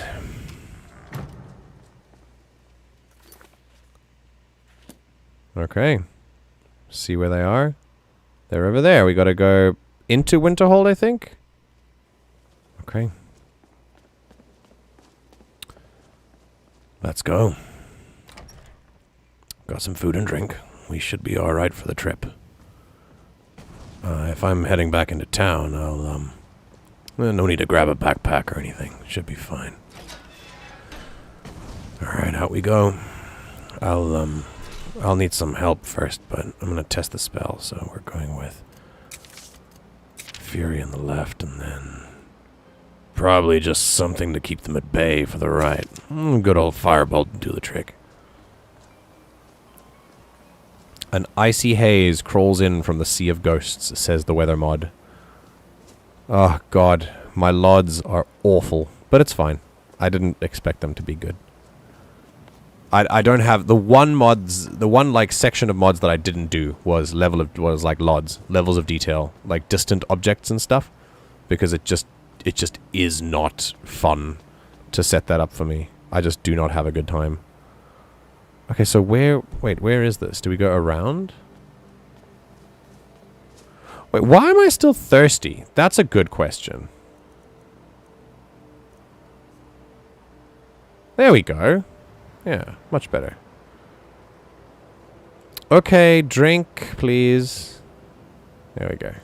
Okay, let's go. Alright, skeevers are here?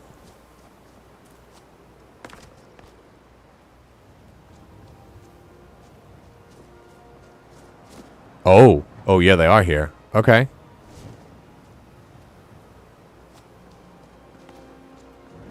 Hi.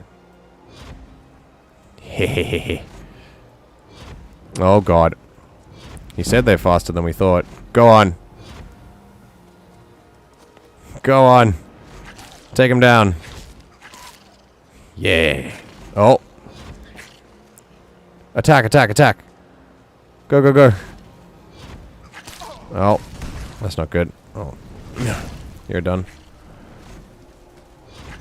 Oh, jeez. No. There we go, you're done too.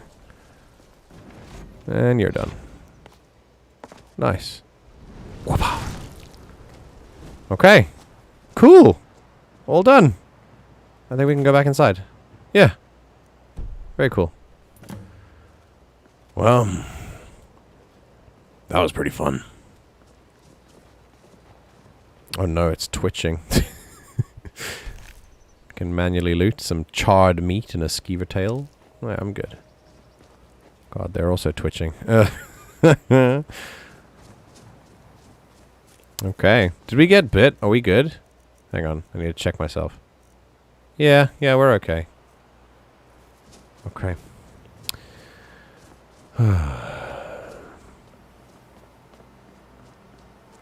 Oh, I have so many perks available when I next activate like a camping fire. It's going to be great. Cooking perk, endurance perk, survival perk. Very cool.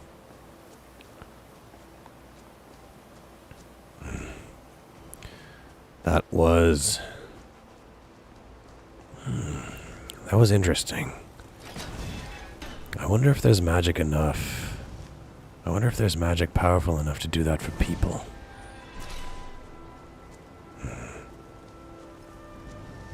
Interesting.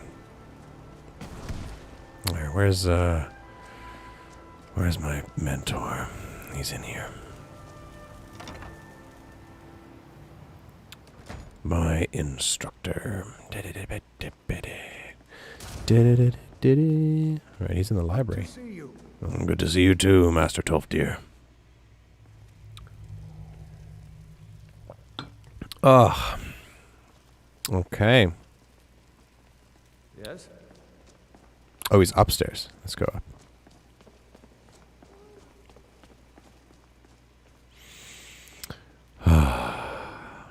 Fitting that we should come back to my favorite place. I will read all of you. Whoa. I thought that was a helmet. You know, they say knowledge is its own reward.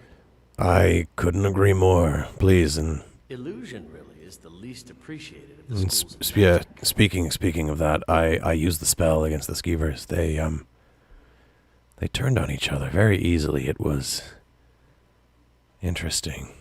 I could see them see each other as the true enemy. They barely noticed me until the others were dead. Oh, I knew I had a good feeling about you. Very good. But keep studying. You've only scratched the surface. Well, thank you for the lesson. I'll come back when I'm ready for something more advanced. And that's 5 out of 7. Let's go to the next one. We got 2 left. 2 left. We're going back down. We're going to end with the librarian. We're going to end with the librarian because he's the most important. And then once that's done, we'll keep going. Well, I'm going to end the stream once all 7 quests are done because I think that'd be a good place to end it. And then I think what's next for Dulugash is reading in the library. So let me if I can like no, never save over number 1. If I can so if I can like talk about where I'm going from here. Dulugash wants to stay here for as long as he can. So he's just going to graduate. He wants to just study here. This is what the character is going to be. So what we're going to do is first complete these quests, become a full initiate into the school, and then spend time in the library. We're going to read and read and read. And then when we're kind of in between reading, he's going to go and get some spell books and then learn some spells. And once we feel a little bit more sort of competent, we will ask if the mages need any more extra help and maybe start the Mages Guild quest or the College of Winterhold quest. All right. Here we are. My hunger and thirst are doing fine. It's now 11 o'clock in the morning. We are okay. Oh, hello. Services are one of the few things that keep us in touch with the rest of Skyrim. The local Nords may not like us very much, but they don't seem to mind having access to enchanted weapons and armor. That's the truth. You're enchanting, right? I think you're one of the last I need to see before I'm fully welcomed in here. I've recently joined the college. My name is Dulugash. Yes. What do you want? Why is everyone such a fucking dick here? I was hoping you could teach me something about enchanting. Look at you, young and stupid. Do you have any idea how busy I am?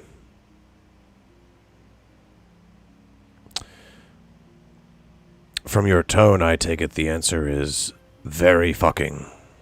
That's right. I haven't slept properly in days.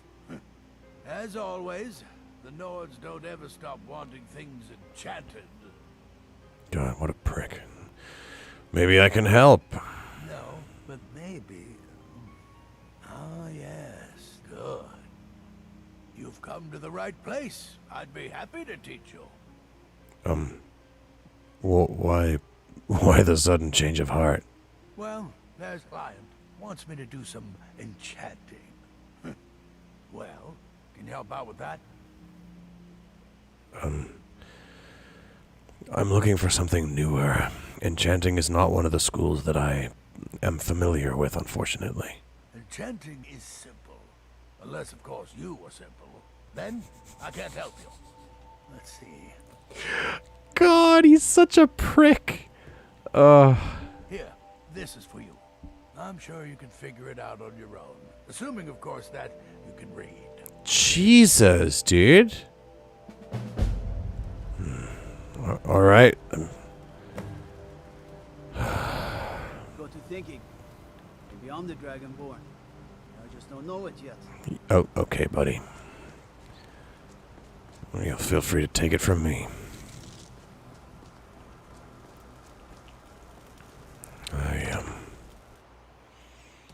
Need some. All right. No, right now I'm good. Thanks. Wait, you're Vactus, right? Groundskeeper. Need something? Yeah, no, I'm good. Thanks. Oh God, it's noisy down here. What are they summoning?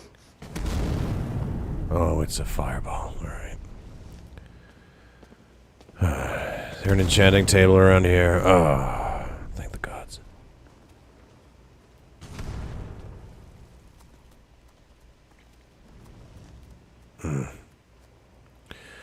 Well, we might as well see what the client wants. So we got a sword. Got the tag says Gretolda? Not sure. And we got a dagger that's enchanted. Looks like a fire enchantment. Not sure what kind of fire enchantment. Let's see what the specifications are. 1 fire enchanted sword.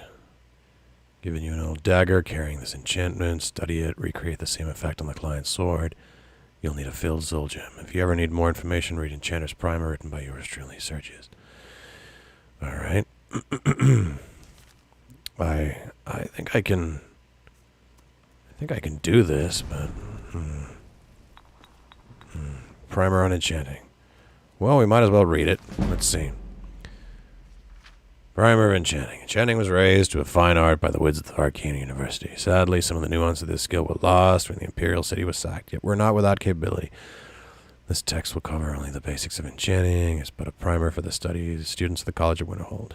For a weapon or a bit of armor can be enchanted, the wizard must first learn the enchantment. It's a personal task. Enchantments cannot easily be passed from one mage to another. It must be understood at a primal level. The one can only be achieved by destroying an enchanted item absorbing its nature. We have to destroy it. I knew that part. Alright, so we get the Arcane Enchanter. Place an enchanted item into the device. Will it to relent. Alright, just absorb the magic from it. Alright, I guess.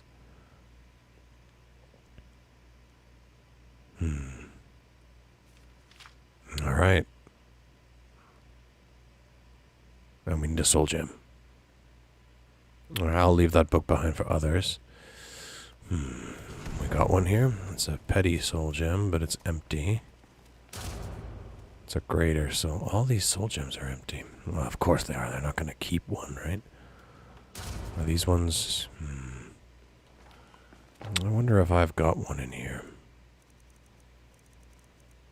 I might have one in my room. Let's see what we can find. College is a bit of an oddity. Before I head to the enchanting table, I'm gonna need a soul gem.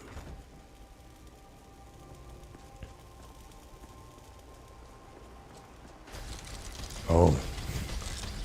Practicing. Cool.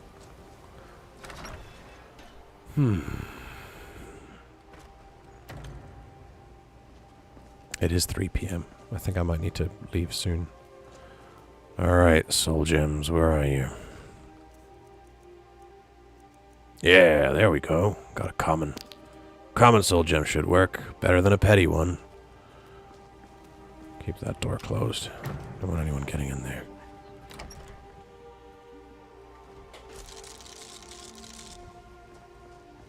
Alright, back to the enchanting table we go. There might be one back in my hall, but I don't know. I like the vibe of being down there. The atmosphere is much better.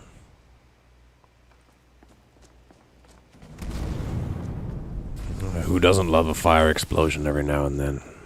Well, hello. Hey, Vic, something. Here we go.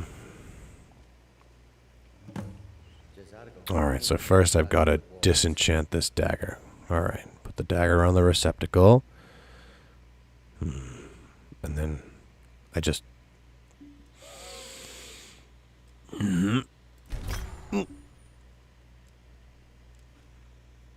Huh. Well, that really does destroy it. Alright. Well, that's good. And now I've got the item. Take the Gretold sword. Grab that. I can feel the knowledge. Wow. That's very interesting. I know how to enchant this with fire. That is very, very interesting. Alright, we need to... If I make it more powerful... There's 429 uses of 0 points.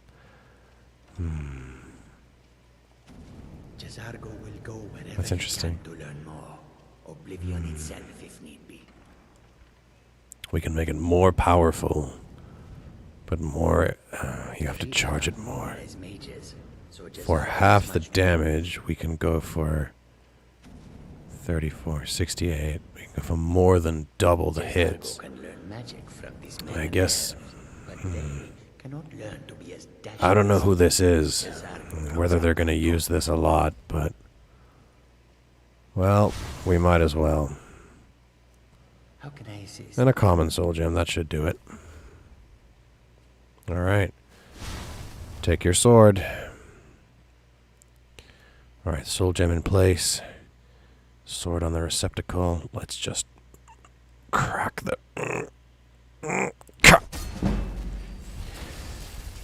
Okay. Ooh. It didn't blow up into my face. That's a win. I mean, I've got to test it out. Let's see.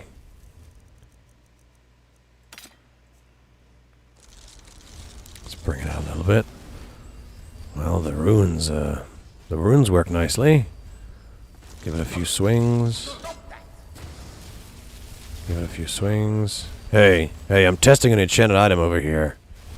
Keep to yourself. There we go. Oh, missed that.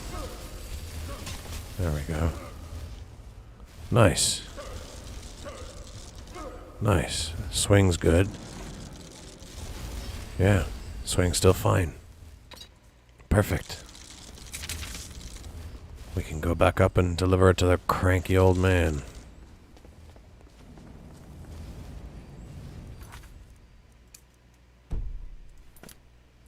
Hold on, why are there two?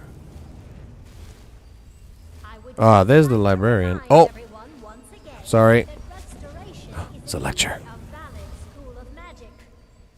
It is absolutely worthy of research, despite many of the notes I've had left in my bed, and my desk, and on occasion, my meals. Anyone suggesting that restoration is better left to the priests of the temple, I think, is forgetting a few They're things. bullying her? Firstly, the ability to repel the undead cannot be ignored. Skyrim is well known to be full of these Draugr, ancient Nord warriors who cannot find peace. I submit that everyone in this college has, at one time or another, relied on one of the restoration spells that can keep them at bay. Me, I have. How can anyone forget wards?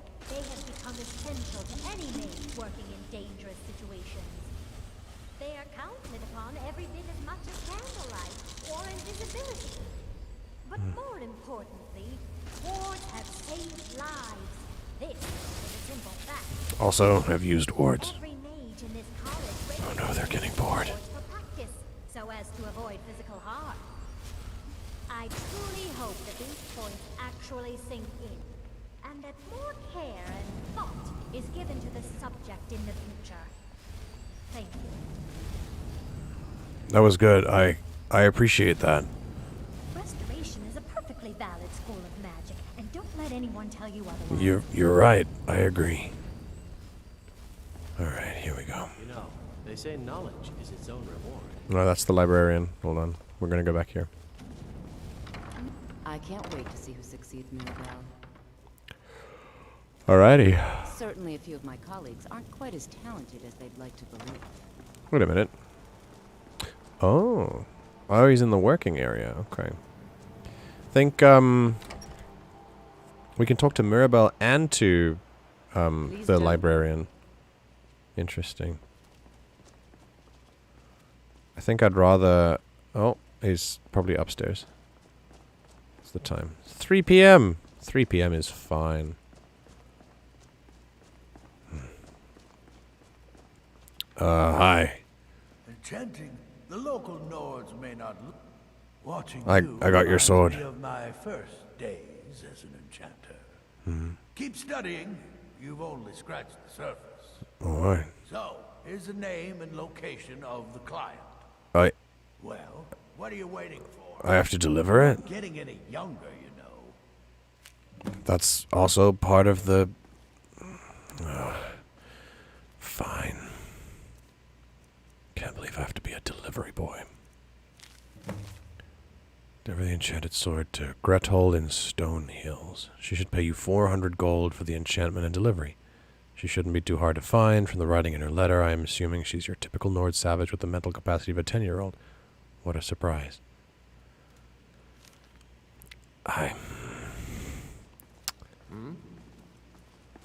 Yes? Let it be known that Dulugash is not a good person, but he is not a dick. Skyrim could not be more different from elsewhere. Alright. I guess we're heading to Stone Hills. Alright, let's take some time to figure out where the hell Stone Hills is on the map.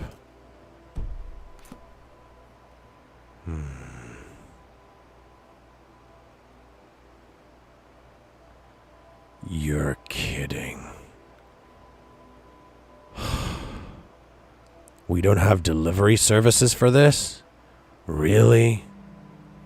There's nothing we can... There's no courier we can send. We have to deliver the enchanted item? Did you have to go and fetch this too?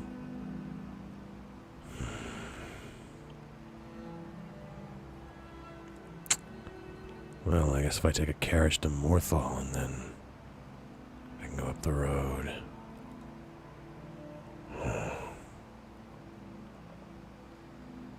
God damn it.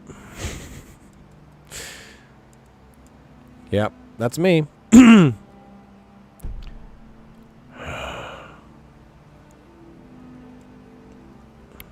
Starting to feel like he hired me just so that he didn't have to do this. Either way, this is a great time to end the stream, because there's no ways I'm starting an adventure now. I'm gonna get back to my classes and study a new spell while I can. Then we'll end the stream. God damn it. Alright, let's put in some,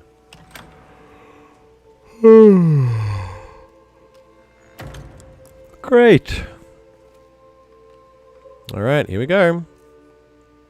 Spellcrafting trance, which should be our current power. Nope, it's not. There we go. Alright, let's write some notes. Today we're going to do destruction, because that's quite fun. Oh no! Oh. Damn it. Let's try again. Still destruction.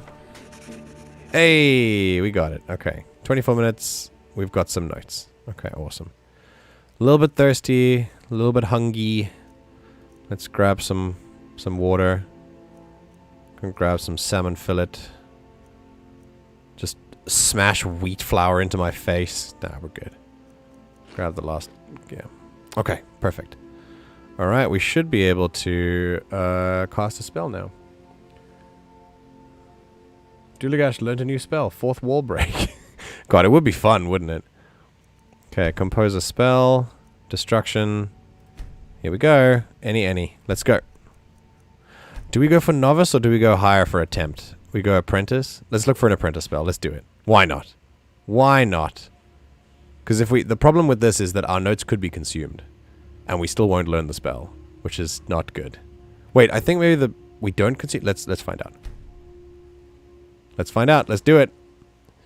Need 2 spellcrafting notes and 30 magicka to complete the thing. Wait, do I not have 30 magicka? I have 244 magicka. What do you mean? Oh, I need 2 notes. Right. Okay, let's see if I can write more notes about this. Destruction. More notes. Hell yeah. Hell yeah, I have more notes on destruction. Let's see if I can, like... Do I have any more inkwells? I got 1 inkwell left. 10 rolls of paper. So I'm going to need to replenish my supplies soon. Alright, destruction. Any... Wait. Hold on. Do we choose novice at the end? Destruction, apprentice. Let's go! Yes, what did we get? I picked up Ice Spike. Yo! That's so sick. Okay, hold on. Yay! Ice Spike looks so cool too. Apologies for the intrusion. I was wondering if you could possibly procure a few select items for me. Really, Arniel? Because I seem to recall doing just that for you recently, at which point you assured me that you'd cover my expenses. And that, my nervous little friend, has not happened. Would you care to comment on that, perhaps? Oh, look at the rug textures, dude. Yo. I think the ground textures are some of my favorite things in the game. Like the modded textures. Like wall textures as well. Like, look at that. Oh, so cool. See that you do. Alright, let's go outside. We should be fine. Our hunger and thirst is still fine. Yes. Okay, here we go. It's now 8:15. Let's test out an ice spike. Oh. I love the way that feels. Oh. Wait, why does it shoot out of my face? Oh no, it shoots out of my hand. Okay. Okay, got a little bit more magicka. Pew! It's so cheap as well. Okay, there we go. Hell yeah. Hell yeah. And this, my friends, is where we shall leave this part of the stream. So, to cover what we'll do next, Dulugash will... Wait, are we nearly level 13? We're halfway, okay. To cover what we do next... Dulugash is very interested in finishing the initiate quests, and then once he's done with that, he's going to intermittently compose spells, write some notes, and read some books. So, and we're going to do that for maybe a few days, just kind of see what we can do, read some interesting stuff, and you guys get to pick the books that we read. I'll go through like 5 or 6 options, and you guys get to pick a book, and we'll read it, and it'll be fine. Just some chill Skyrim gameplay, and then we'll get back to the action. When we do the... Oh, we have to deliver a sword. Ugh. Okay. We'll go talk to the librarian first before we go deliver the sword, because that's going to take a while. Before we do reading books, we have to go deliver a sword. So I guess we'll pause so we can deliver a sword, and then we'll come back to this. But yeah, it'll be fine. That will be all for today, though. It's been quite the stream. We've been going for quite a while. Thankfully, the stream has not crashed once in 4 hours, which is amazing. I don't know who the other, like, 4 or 5 people have been, like, here besides you guys. Besides Taters and Fly. But, who knows? We are here to deliver... an enchanted sword, and then after that, we're going to go and read some books. That'll be it. All right, everyone. What a day it has been. This will round out our streams for the week. It's been yet another wonderful week of streams. If you have friends or family or anyone that you know that you think could use a community like this, that is, what I find is very supportive and full of really, really good people. If you are looking for a place for a friend of yours to come in and check us out and maybe feel a little bit more welcome than wherever they are at the moment, if you know anyone who could use a community like this, feel free to spread the word. It'd be really, really cool to connect with more people and make new friends and bring more people into the fold. So, don't forget that even in today's capitalist hellscape of adverts everywhere, the most effective form of advertising is still word of mouth. So if you want the community to grow, help it do so, and recommend it to friends if you feel like you have a friend who needs this, or who perhaps would benefit from this in any way. On that note, I will now say goodbye to all of you. Thank you so much for this amazing week of streams. We've done Echoes of the Eye. We've now ended off with Skyrim. We did some music. We haven't done reading. We'll start reading again next week. We did some Divinity. That was fun. It's been a great time. I've really enjoyed it. And on that note, it is now 3:22. Let's vibe out with One Love by Winarta. Thank you very much for tuning into the Everything GM broadcast. And if you are new and you want to come to the community, join the Discord, because that's where we live. Thank you, Fly. Thank you, Taters. Thank you to everyone else who's been here, lurking or otherwise. It's been wonderful to have you here. And I will see you all in the next stream. Please take care of yourselves and each other. Make sure you have some water on hand at all times. And I'll see you next week, where we do this all over again. Take care.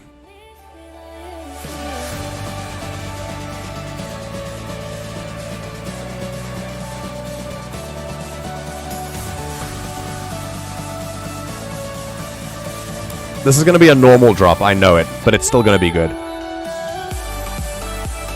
Yeah, still good. Still good.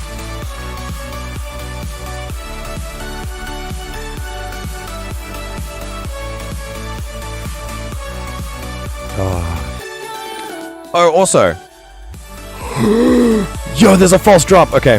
Also, thank you for your help with Tabletop. That was great. I will use it and let you all know how it went.